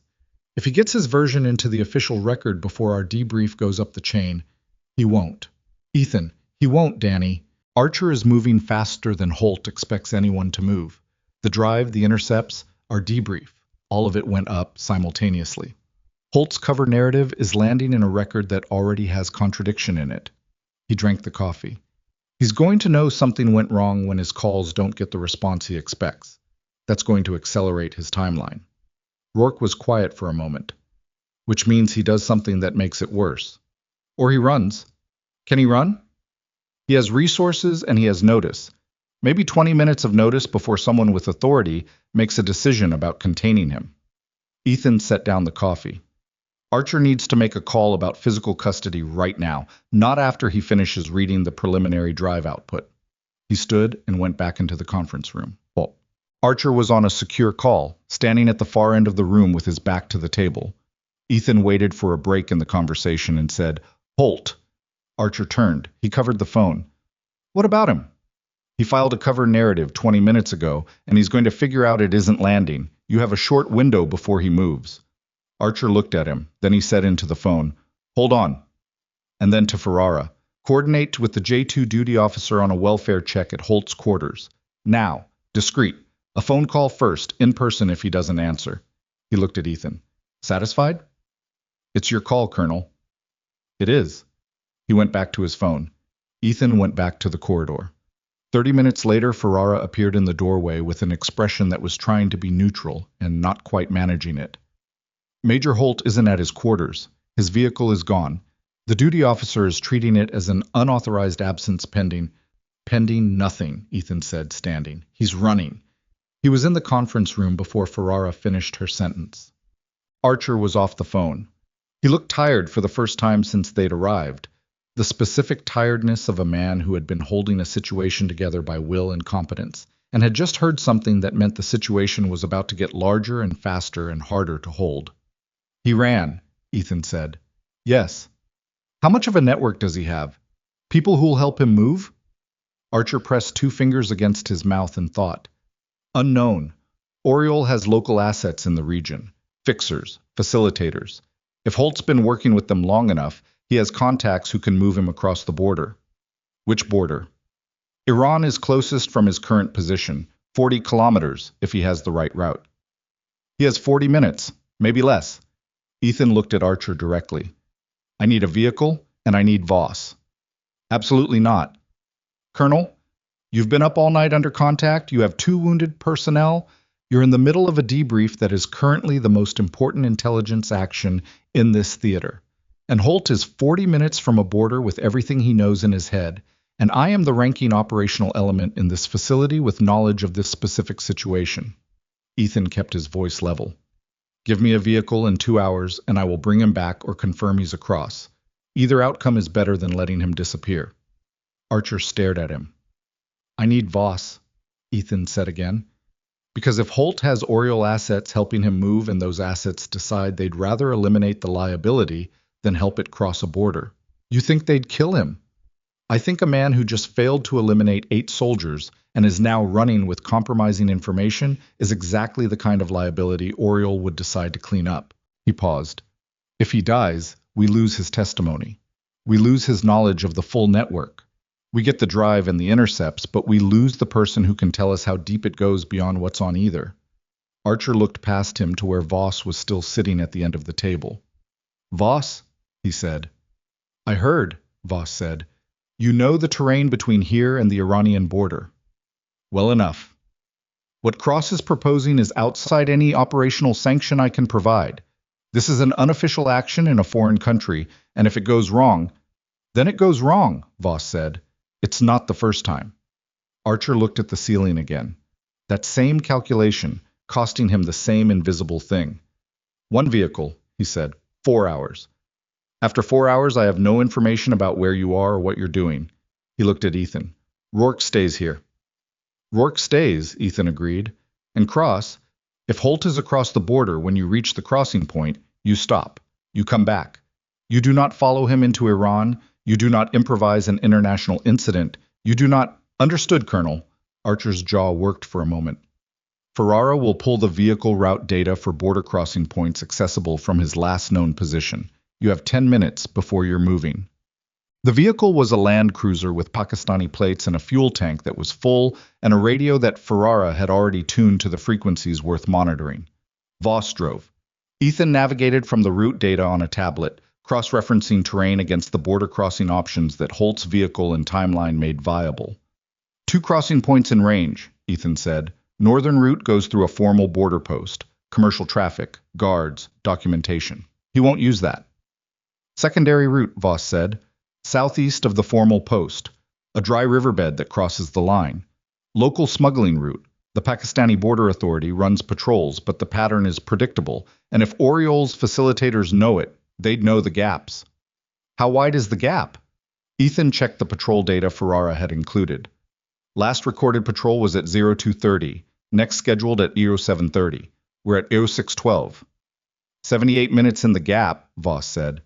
If he left his quarters 45 minutes ago and has a direct route to the riverbed, he's either already through or we catch him in the next 15 minutes. Push it. Voss pushed it. The Land Cruiser took the road out of the facility at a speed that the road did not particularly deserve and handled it without complaint.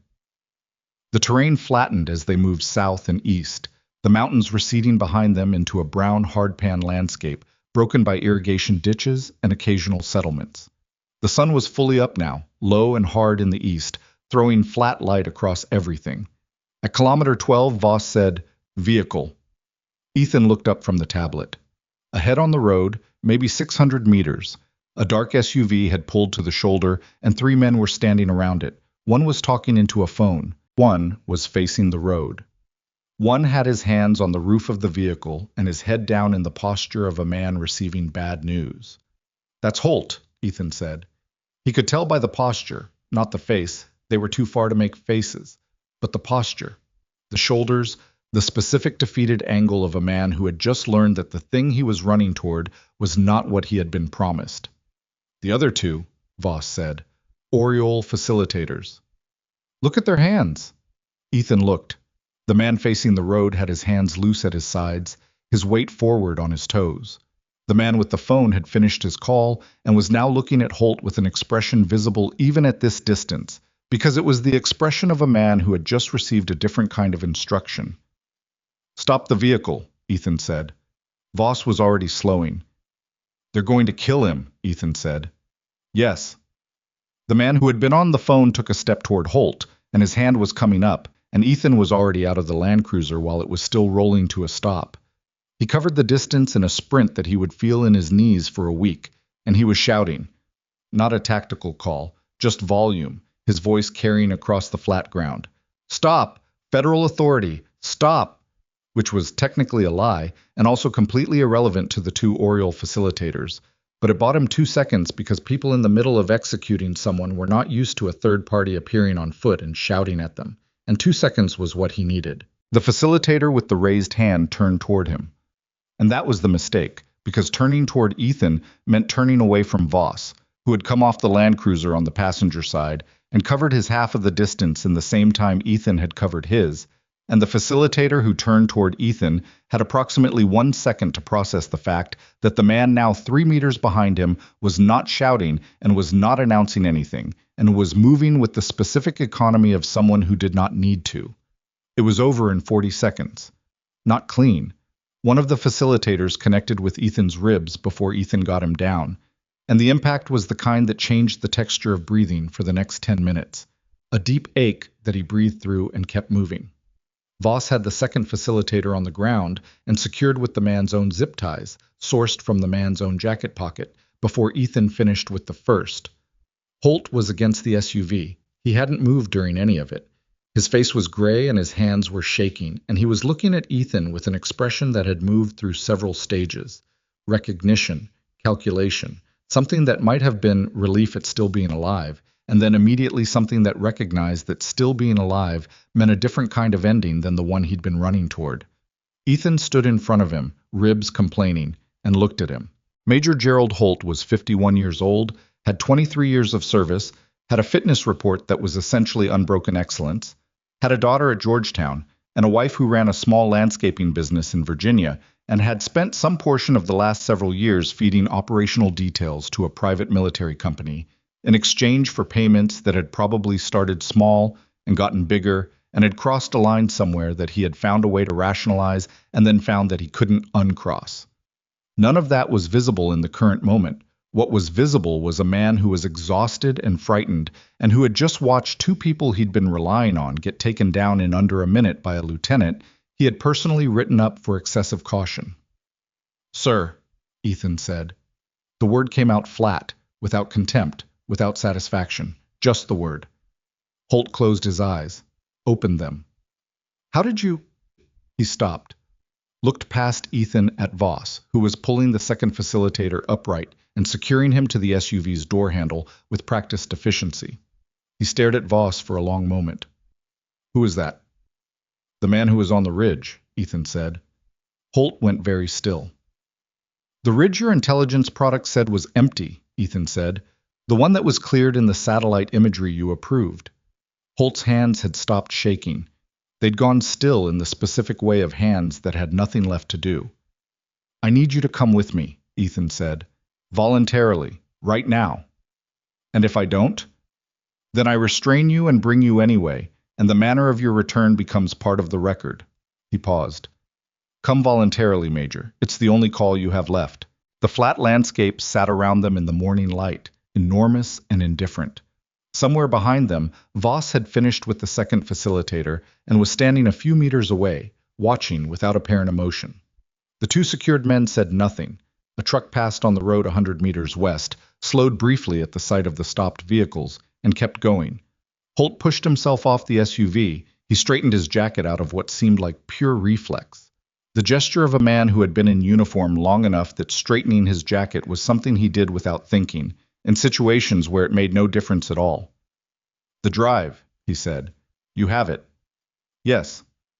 "And the man on the ridge, he has 11 days of intercepts." "Yes." Holt looked at the ground. When he looked up again, his face had a quality that Ethan had not expected to see there. Not the calculation of a man still looking for an exit, but something older and more worn, the expression of a person who had been carrying something heavy for a long time and had just been told they could put it down, and wasn't sure yet if that was a relief or a verdict. "How bad is it?" Holt asked. Ethan looked at him for a moment. "Get in the vehicle, Major." He got in the vehicle. "Ahmet." The drive back to the facility took 45 minutes. Nobody spoke for most of it. Holt sat in the rear seat and looked out the window at the landscape moving past, and whatever he was thinking, he kept it to himself. Voss drove. Ethan sat in the passenger seat and watched the road and let his ribs settle into a manageable register of pain.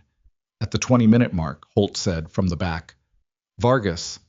Ethan turned halfway. I didn't know about Vargas, Holt said. The plan was... He stopped. The overwatch positions weren't supposed to be in the primary fire lanes. It was supposed to be your team in the compound. As opposed to just my assault element, Ethan said. A pause. Yes. So, killing 6 instead of 8 was the intended outcome. That's not... He stopped again. I was told it would be contained. Contained, Ethan said. The words sat in the air between them. I know how that sounds. Then you know I have nothing to say to it. He turned back to the road. At the 30-minute mark, Holt said, I want you to know it wasn't always... He stopped. It started as access, information brokering, nothing that touched operations directly, budget data, procurement timelines, nothing that put anyone in the field at risk. He paused. And then it changed, and I was already in. Ethan said nothing. I'm not asking you to understand, Holt said. I know. I'm just... Another pause. Vargas? Is she... Stable, Ethan said. No thanks to the field of fire she was in. The vehicle moved through the landscape. Voss said nothing, drove with both hands on the wheel, kept his eyes forward. When the facility appeared on the horizon, Holt said one more thing. The names on the drive. The other names. I can give you context for them. The relationships, the timelines, the payment structures. Things that aren't on the drive because they were never written down. He looked at the back of Ethan's head. I'll give you everything, if that means anything. Ethan thought about the 11 minutes of briefing, the intelligence window that was closing, the drive to the airport, and the weight of 8 people moving toward a valley that had been built to be their last stop. It means something, he said, because it was true. I don't know how much. It was the most honest thing he could offer, so he offered it. The facility gate opened and the Land Cruiser rolled through. Archer met them at the gate. He looked at Holt in the back seat, and his face did something complicated. Not surprised, because Archer was not a man who allowed himself surprise, but something adjacent to it, the expression of someone who had known a thing intellectually and was now confronting it physically and finding the gap between those two states larger than expected. He had known Gerald Holt for 11 years. They had served in the same theater twice. Their wives had been at the same holiday party 3 years running. None of that showed for more than a second. Then it was gone, and what replaced it was the particular flatness of a professional doing the hardest part of the job. Get him inside, Archer said. Separate room. I want 2 people on him until the custody team arrives. Holt got out of the Land Cruiser without being told. He walked toward the facility entrance with the stiff, deliberate gait of a man who had decided that whatever was left of his dignity lived in not needing to be guided. 2 of Archer's staff fell in beside him, and he didn't look at them, and they didn't speak to him, and the door closed behind all 3 of them. Archer stood on the landing pad in the morning heat and watched the door close. Then he turned to Ethan. The facilitators? Secured to their own vehicle approximately 40 kilometers south-southeast. I transmitted the coordinates to Ferrara on the way back. She's already coordinating with Pakistani liaison. He looked at Ethan's posture, the careful way he was holding his left side, the shallow breathing. You're hurt. Bruised ribs. I've had worse. I'm sure you have. He looked at Voss, who had come around from the driver's side and was standing with his arms loose at his sides in the sunlight, looking at nothing in particular. You went with him. I was already in the vehicle, Voss said.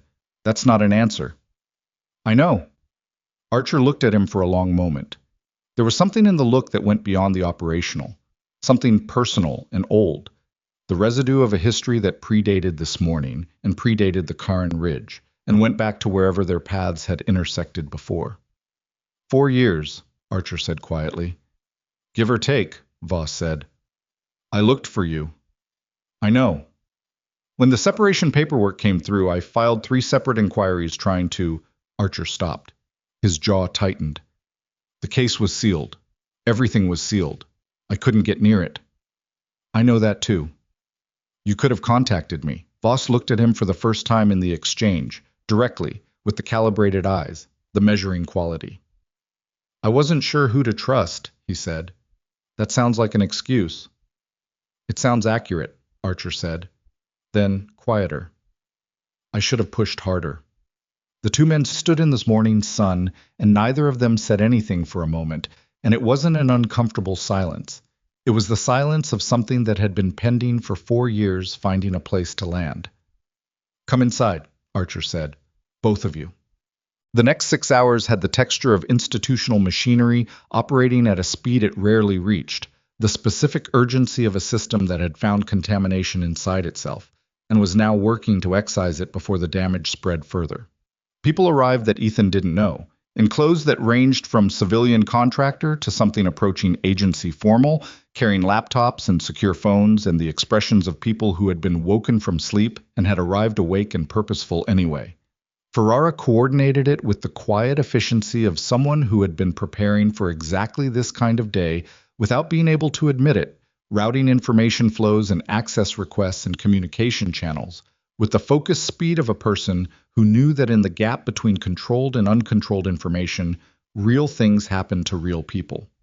Blackjack decrypted the drive in the conference room with Archer present and 2 witnesses from outside the regional command structure. The process took 40 minutes. The output required another hour to index. Ferrara did the indexing while Blackjack sat across from her and answered questions about the data structure and the provenance of each file. Ethan sat outside in the corridor again. The chair was the same metal chair. The coffee was from the same pot, now 3 hours older and no better for it. His ribs had settled into a steady ache that sharpened when he breathed deeply, which he kept doing anyway out of stubbornness. Rourke came and sat beside him at the 2-hour mark. "Biggs is out of surgery," Rourke said. "Vascular repair held. He's going to have some nerve involvement in the forearm. They won't know the full picture for a few weeks. But he's up and arguing with the medical staff about his pain medication level, which the surgeon says is a positive indicator." Ethan let out a breath. "And Ren?" "Shoulders separated. He'll need surgery when he gets back to a proper facility. He's very unhappy about it and is channeling the unhappiness into eating everything in the facility kitchen. That's fine. He's eaten a remarkable amount. Let him." A pause. "Vargas. Pakistani liaison transferred her to a facility we have access to 2 hours ago. She's been assessed. Moderate concussion, laceration to the scalp, nothing structural. She's awake and she's—" Rourke paused. "She's angry." "Good." She asked about the team the moment she was lucid enough to ask coherently. "She wanted to know about you specifically." Ethan looked at the coffee cup. "I'll call her when this—" "I already told her you were fine." Rourke paused. "I told her you did something stupid that worked out, which she said was consistent with her assessment of your operational style." Ethan almost smiled. It didn't quite make it to his face, but it was close. "What about Marsh?" "Collected same time as Vargas, same facility. He's got 2 cracked ribs and a concussion. When they told him about the cracked ribs, he said he thought it was 3 and asked if they were sure about their count." Rourke shook his head. "He's fine." Ethan nodded. He turned the coffee cup in his hands and looked at the corridor wall and thought about the 8 people who had walked into a valley the night before, expecting a simple capture mission, and had walked out of it different. Some of them physically, all of them in ways that wouldn't show up on a medical chart. "You know what's going to happen," Rourke said. It wasn't a question. "Tell me what you think." "Holt goes into a custody process that takes months and produces outcomes that'll be managed at a level above anything either of us will have visibility on. Some of the names on that drive disappear into classified proceedings. Some of them get quiet administrative consequences that the public never hears about. Oriole Group gets sanctioned through financial mechanisms that make it technically cease to exist while its principals move assets into the next structure." Rourke paused. "And the people who built all of this spend a few very uncomfortable months and then find comfortable positions somewhere adjacent to the system they used to corrupt." "Some of them," Ethan said. "Most of them." "Probably." He drank the cold coffee. "The drive is also going to produce some outcomes that are less manageable. The payment records are specific. The communication metadata is specific. Holt is cooperating, and his cooperation covers the network, not just his own role. Some of what he knows has never been documented anywhere." He set the cup down. "It won't be clean, but it won't be nothing." Rourke was quiet for a moment. "Is that enough?" Ethan thought about it honestly. "It's what there is," he said. "So it has to be." At the 4-hour mark, Archer came out of the conference room and closed the door behind him. He looked at Ethan in the corridor and said, "Walk with me." They walked to the far end of the corridor where a window looked out over a courtyard that held 2 parked vehicles and a water tank, and nothing else. Archer stood with his hands in his pockets and looked at the courtyard. The drive has 11 names, he said. 4 of them are currently serving in positions with operational planning authority. 2 are in procurement. The rest are a mix of retired and contracted. He paused. Of the 4 active, Holt is the most senior. The others are 04 and below. Command knew, Ethan said. Someone at command level knew enough to approve the car in operation with full knowledge of the ambush. Whether that was Holt acting alone with the authority he had, or whether someone above him was aware, Archer stopped. The drive doesn't resolve that cleanly. Holt's cooperation. He's given us a chain. He received his tasking for the car in operation through a cutout, someone he identifies as a voice on an encrypted call, never met in person, who had access to information that suggested flag-level authority. Archer turned from the window. He genuinely doesn't know who was above him in the structure. Or he says he doesn't. Or he says he doesn't, Archer agreed. Both are possible. The investigators will work that. It's not our problem to solve today. Ethan thought about the cutout. The voice on an encrypted call. The structure that Oriole had built. Layered, deniable, designed so that no single node could illuminate the whole. It was professional work, the kind of architecture that took years to build and required patience and institutional knowledge and a fundamental contempt for the people inside the system being used. The Oriole Group principals, Ethan said. 3 of them have already had asset freezes initiated through Treasury. The company's registered agents in Cyprus were notified this morning, which means the principals will know within hours if they don't know already. Archer's mouth tightened. We'll get some of them, not all of them. Never all of them. No, never all of them. They stood in silence for a moment. The courtyard sat in the morning light, ordinary and dusty. I need to talk about Voss, Ethan said. Archer nodded slowly. I know. His separation, the sealed record, the investigation that cleared the mission commander. I know what was in that file, Cross. I read it when it was filed. I filed my own dissent through back channels that went nowhere. His voice was even, but there was something beneath it, the specific controlled tone of a man discussing a thing that still had heat in it after 4 years. The mission commander had more institutional weight than Voss did. Voss made an enemy of him when he aborted. The investigation was not a neutral process. What can you do? Archer looked at him. What are you asking for? I'm asking what's possible. For his record. For his status. He paused. The man spent 4 years in the field, alone, running his own intelligence collection against a corruption network inside our own system. He intercepted the communications that let him counter an ambush that would have killed 8 people. He has corroborating evidence on 11 names. He pulled 2 of my personnel from exposed positions before the ambush opened and put them in cover. He let that sit for a second. He did all of that without sanction, without pay, without backup, without anyone knowing he existed. I know what he did. Then you know the question isn't whether his record can be corrected. The question is whether anyone has the will to do it.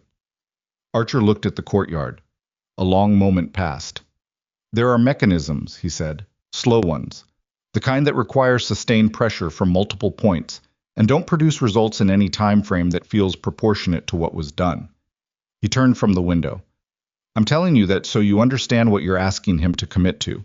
Because the process will require his active participation for months, possibly longer, testimony, documentation, repeated engagement with an institutional process that already treated him badly once. I understand that.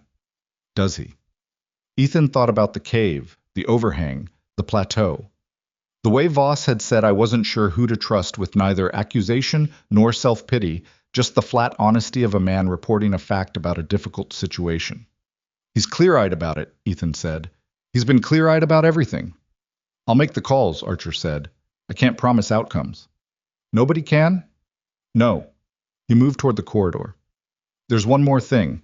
The operation tonight is going into a classified summary that will have a very small distribution. In that summary, the role of the unaffiliated element on the northern ridge will be described in operational terms. Effect achieved, methods employed, outcome produced. He paused. His name will not appear in the summary. Ethan looked at him. Why? Because putting his name in a document that has even a restricted distribution creates a paper trail that connects him to 11 names that are currently the subject of a multi-agency action. Until that action reaches sufficient maturity, his name in any document is a risk vector. He held Ethan's gaze. It's not erasure, it's protection. There's a difference. He'll want to know that distinction. Then tell him, Archer said. You seem to be the person he's most inclined to listen to. Voss was in the courtyard. He'd found a concrete ledge along the south wall and was sitting on it in the sun with his rifle broken down in front of him on a cloth, cleaning it with the methodical patience of someone for whom the ritual had long ago stopped being a task and become something closer to thinking out loud. The components were laid out in a precise order on the cloth: bolt, firing pin, extractor, the long barrel with its suppressor thread cleaned and rechecked. Ethan sat beside him. He didn't talk immediately. The sun was warm on his face and his ribs were telling their ongoing story, and he let a minute pass in the ordinary sounds of a morning. Somewhere inside the facility, people were talking, equipment was running, the machinery of consequence was moving through its steps. Out here there was just the sun and the cleaned metal components laid in order on a cloth. Archer's going to make calls about your record, Ethan said. Voss's hands continued their work. I heard you talking in the corridor. The window was open. Yes. A pause. It's going to be slow, the process. Most things worth doing are. You'd have to stay available, testify, engage with the process repeatedly. I know what testifying involves. He ran a bore brush through the barrel with 3 smooth strokes, checked the crown, set it back on the cloth. I testified once before. I know. And what happened after? I know that too. Ethan looked at the barrel on the cloth. This is different. You're sure about that? No, Ethan said. I think it's different. I think Archer is different. I think the material you brought out of that mountain is different from a single soldier's report about civilian count discrepancies. But I can't guarantee outcomes. Nobody can. Voss picked up the bolt and inspected it, set it down, picked up the firing pin. His hands had the assurance of complete familiarity, each component known to him the way his own fingers were known, without looking, without thought. 4 years, Ethan said. Out here. Various places? Alone. A pause. Mostly. Was it? Ethan stopped, rearranged the question. Did it feel like it was enough? What you were doing? Voss was quiet for long enough that Ethan thought the question was going to go unanswered. Then, it felt like what was possible. He set the firing pin down and looked at the components on the cloth. Some nights that was enough. Some nights it wasn't. Which kind of night was last night? Voss looked at him sideways, the closest thing to amusement that lived in those calibrated eyes. I kept 8 people alive in a valley that was designed to kill them. Yes. That's not a bad night. No, Ethan said. It's not. He paused. Come back in. Not permanently. Not to any structure you don't choose. But there's a version of this where you're not alone on a mountain anymore, and what you're doing counts in ways that accumulate instead of disappearing. Voss began reassembling the rifle. Each component returned to its place in the sequence he'd learned so long ago it lived in his hands rather than his head. Bolt. Firing pin. Extractor. The action cycling smooth. I'll think about it, he said. It was not a yes, but it was not the answer of a man who was going to disappear before morning. Ethan stood. His ribs registered the movement. There's food inside, actual food, not field rations. In a minute. Ethan walked back toward the door. At the threshold he stopped. Voss? The man looked up from the assembled rifle, running a final cloth over the receiver. The soldiers on your ridge last night, Ethan said. The ones you took down. You hit them in sequence starting from the eastern anchor position and working across the arc. That's not reactive shooting. You planned that sequence in advance. Voss said nothing. The eastern anchor goes first because if it goes last, they redirect fire toward your muzzle flash, while the arc is still intact. You take the arc apart from the side that can most quickly reorient. He paused. That's not something most people think of in the moment. That's pre-mission planning. Yes, Voss said. How long had you been on that ridge before we arrived? A pause. 31 hours. Ethan absorbed that.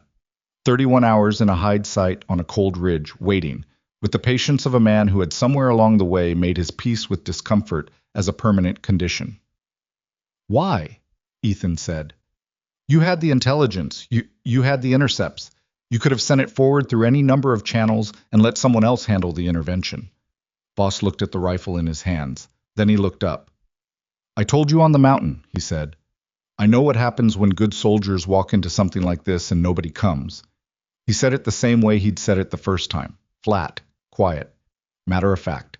The weight of it exactly the same as before, which was to say, heavier than it sounded, and Ethan felt it the same way he'd felt it the first time. He went inside. Ito. The custody team for Holt arrived at midday. 4 people in civilian clothes with credentials that Archer examined and cleared and that Ethan never got a look at. They were professional and quiet, and they took Holt out through a side door and into a vehicle that had dark windows and no visible identification. And that was the last Ethan saw of Major Gerald Holt. What he heard later, through channels that were indirect and came with the caveat that official confirmation was a long way off, was that Holt cooperated fully. That his cooperation produced outcomes across the Oriole network that would take months to fully resolve, but that had immediate effects on at least 3 ongoing operations that had been running under compromised intelligence products. That 2 of the 4 active duty names on the drive were suspended pending investigation within 72 hours. That the other 2 had legal representation engaged before the suspension notices were formally served, which told its own story about who had advance warning and how. That the cutout, the voice on the encrypted call, was never fully identified. That this was understood to be a limitation that the investigation had reached and could not move beyond with the available evidence. That somewhere above the structure Holt had operated in, a person or persons with flag-level access had built something and was now watching it come apart from a safe distance and had the resources and the institutional protection to remain at that safe distance indefinitely. That this was not justice. But it was not nothing. Ethan got that information over several weeks, in pieces, through Archer and through Ferrara and through Rourke, who had the specific gift of extracting information from institutional processes. The way certain people extracted splinters, with patience and the right angle and an absolute refusal to accept that the thing wasn't coming out. In the immediate days after Charon, what Ethan had was simpler and more concrete. He had a phone call with Vargas from a facility bed, her voice slightly hoarse, and carrying the specific edge of someone who had a question she'd been holding since she woke up. She wanted a full debrief of what had happened in the valley after her comms went dark. Not emotional, not personal, just operational. She wanted to understand the fight she'd been cut out of. Ethan gave her the full picture, and when he finished, she was quiet for a moment and then said, "The man on the ridge. You brought him in?" "He came in." "Good." A pause. "He's the reason I'm alive. Someone moved me before the secondary element came through that position. I didn't see who. I'd taken the hit." Another pause. "I want to thank him." "I'll tell him." "Tell him in person. Don't relay it." "I will." He had a conversation with Biggs, who was post-surgical and caffeinated and extremely willing to discuss the experience of a vascular repair in more clinical detail than most people would find comfortable. The nerve involvement in the forearm was real. There was numbness in 2 fingers that the surgeon said might resolve in weeks, or might take months, or might not fully resolve. Biggs discussed this with the same practicality he'd discussed everything in the valley, assessing, adapting, moving. He did not pretend it wasn't significant. He also did not pretend it was the end of anything. "Full function or adjusted duty status?" Ethan asked. "Full function," Biggs said. "I'll put in the work." "I know you will. The arm works, the fingers they'll come back." He said it in a way that was partly belief and partly decision, the 2 things so braided together in his voice that they were indistinguishable. "I'll be on the next deployment. We'll see what the doctors say." "I know what the doctors are going to say. I'm telling you what I'm going to do." Ethan let it go. Some arguments were not worth winning. 3 weeks after Karen, Ethan was back at his home base. The debriefs were done. Multiple sessions, different agencies, the material covered from different angles by different people who each seemed to have access to different slices of the picture, and were all working to make their slice connect with the others. It was exhausting in the specific way that institutional processes were exhausting, which was not physically, but cumulatively. The grinding attrition of sitting in rooms and going over the same events in the same sequence, while the people across the table took notes and asked follow-up questions, and occasionally revealed, by the nature of their questions, that something Ethan had said had connected to something else they already had. He wrote a formal report on the events of the Karen operation that ran to 67 pages and was classified at a level he'd never written at before.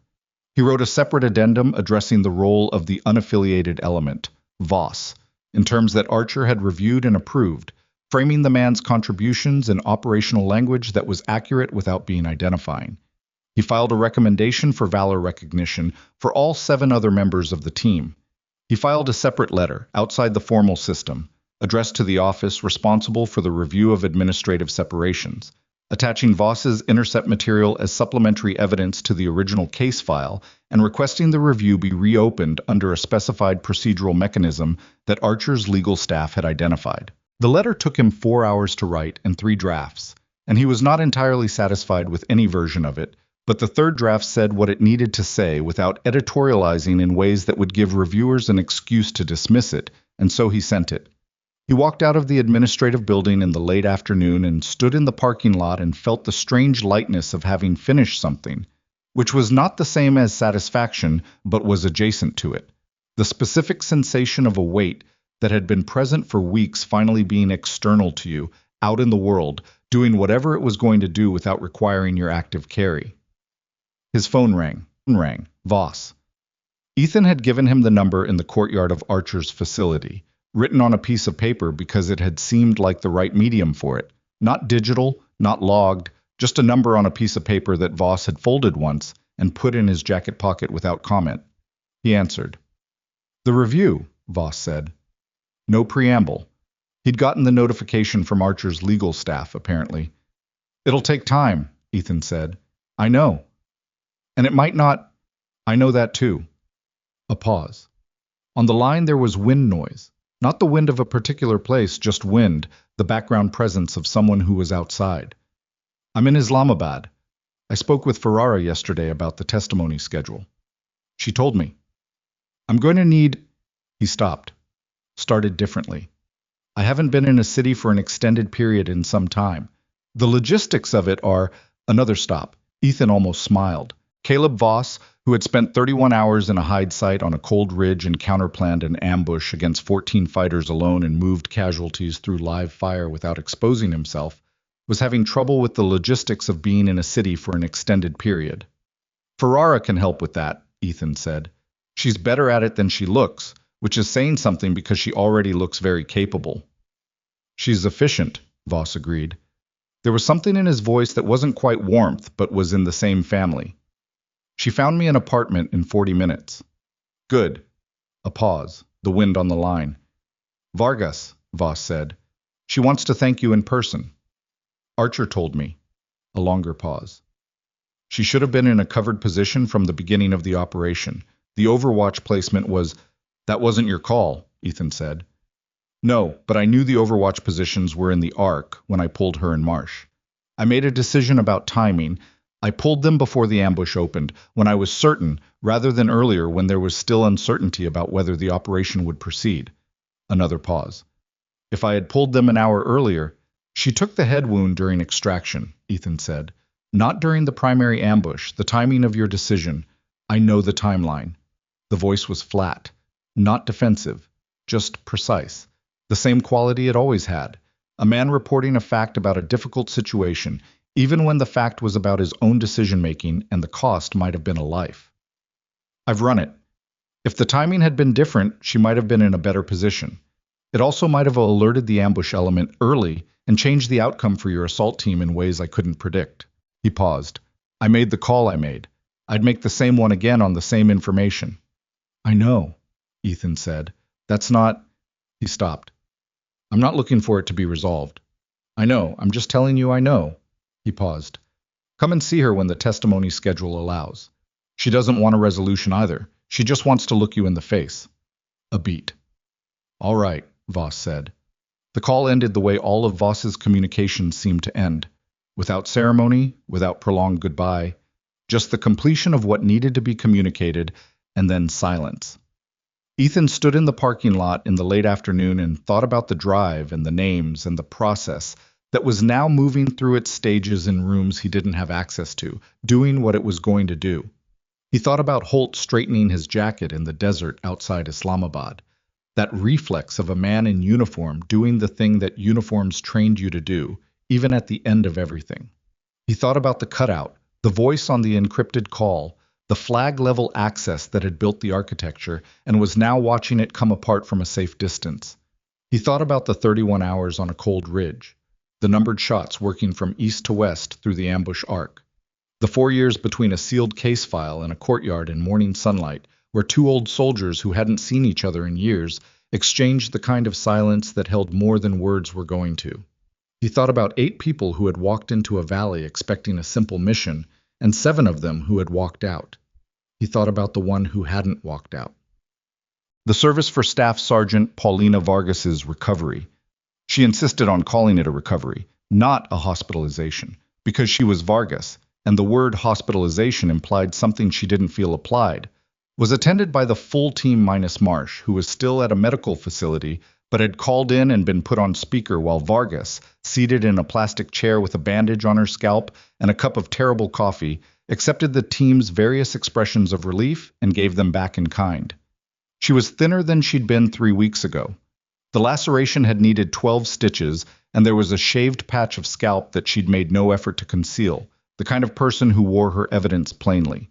Wren had brought food, an enormous amount of food, the same institutional energy he'd applied to the facility kitchen after the shoulder separation.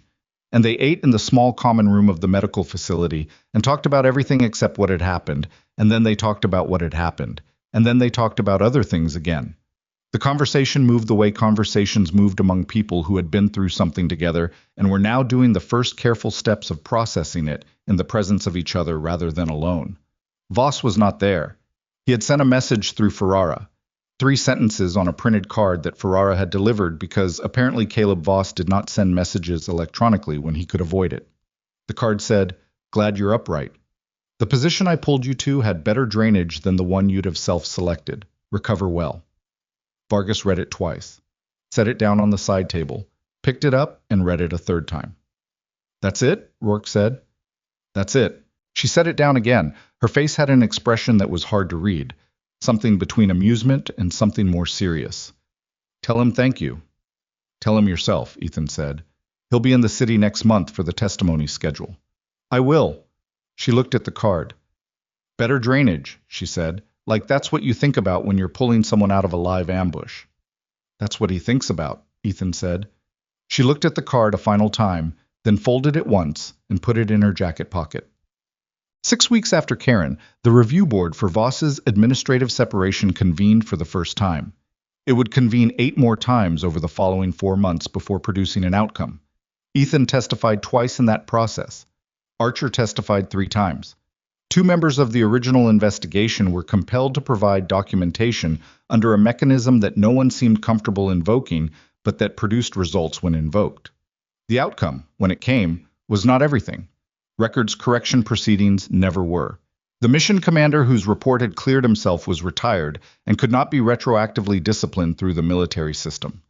The sealed investigation summary was unsealed and placed in a restricted classification where it would not be widely read, but would exist, on record, with Voss's counter-report attached, with a notation that the original findings had been reviewed and found to reflect an insufficient consideration of contradicting evidence.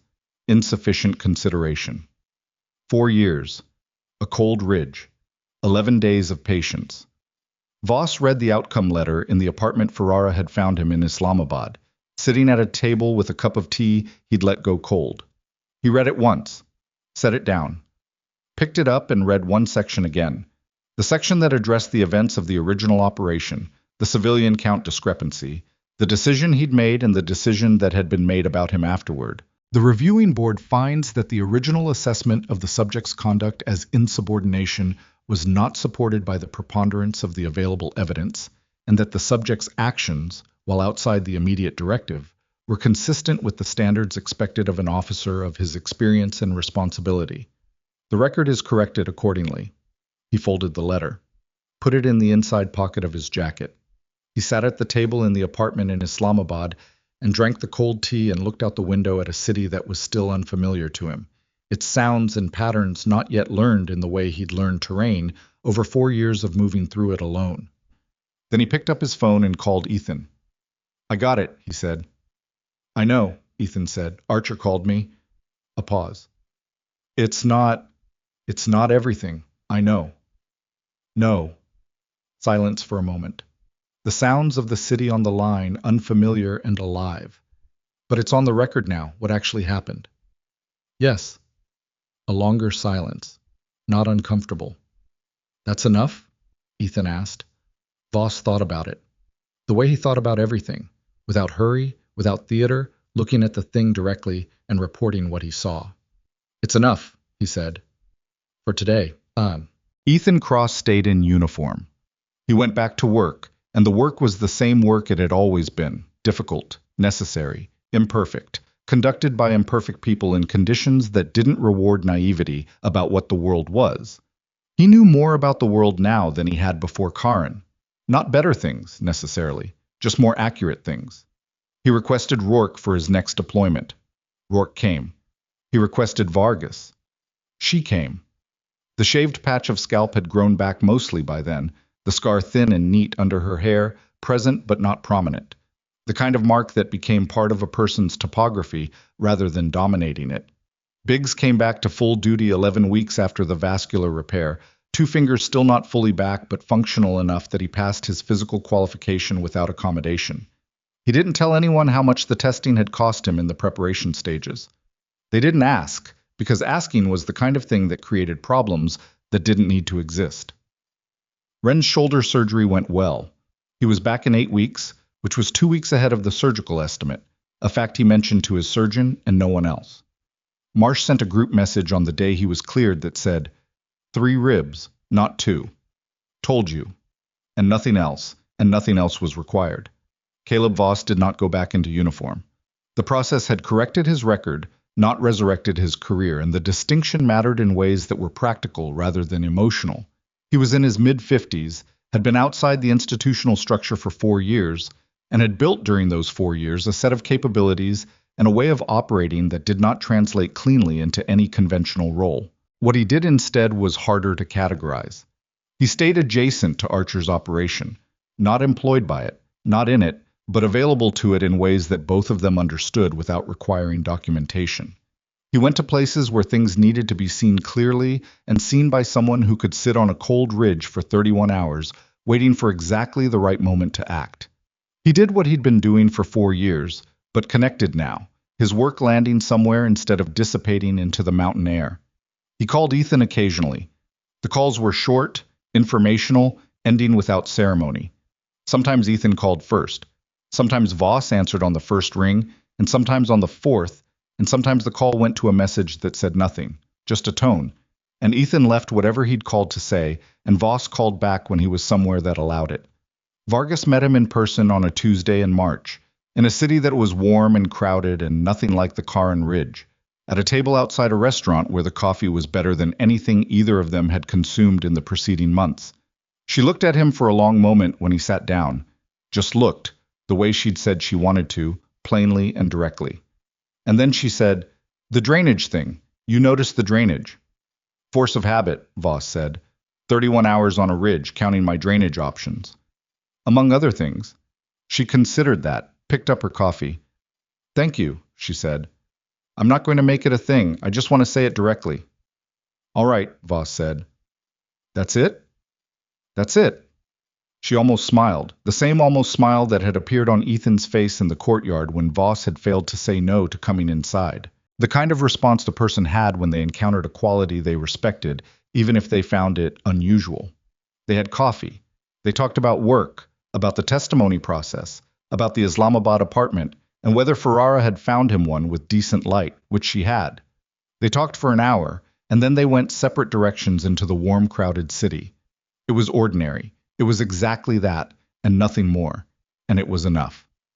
Some of the names on the drive were prosecuted, some were not. The system that had allowed them to do what they'd done was examined and adjusted in ways that were real and ways that were cosmetic, and the difference between those two things would be measured in years rather than months, and by events that hadn't happened yet. The stolen target acquisition system was fully decommissioned and its specifications removed from every accessible archive that the recovery team could reach. Whether every copy was found, whether some piece of it existed on a server in a jurisdiction no one could easily reach, whether a client somewhere had already received what they'd paid for, that question existed in the unresolved territory that operational reality always contained, the part that didn't close cleanly because the world didn't close cleanly. Oriole Group ceased to exist as a registered entity, its principles scattered in predictable directions. Some were tracked, some were not. The voice on the encrypted call was never identified.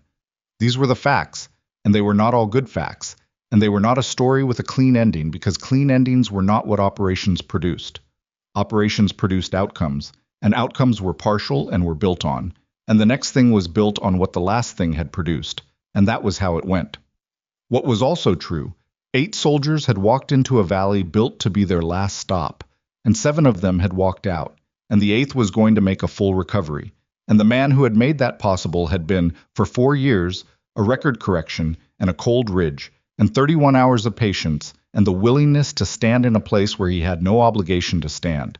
That was also a fact, and the weight of it, distributed across the people who carried it, was lighter than one person carrying it alone, which was the whole point, and had always been the whole point, and would be the point of the next thing that required people to stand somewhere difficult and cold with no guarantee that it mattered. It mattered.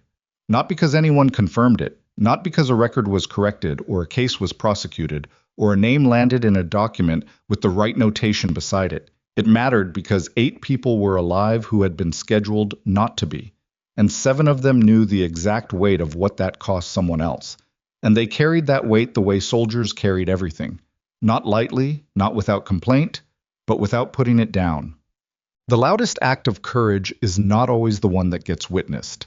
Sometimes the person who changes everything is the one who simply refused to leave when leaving was the easier choice, and asked for nothing in return.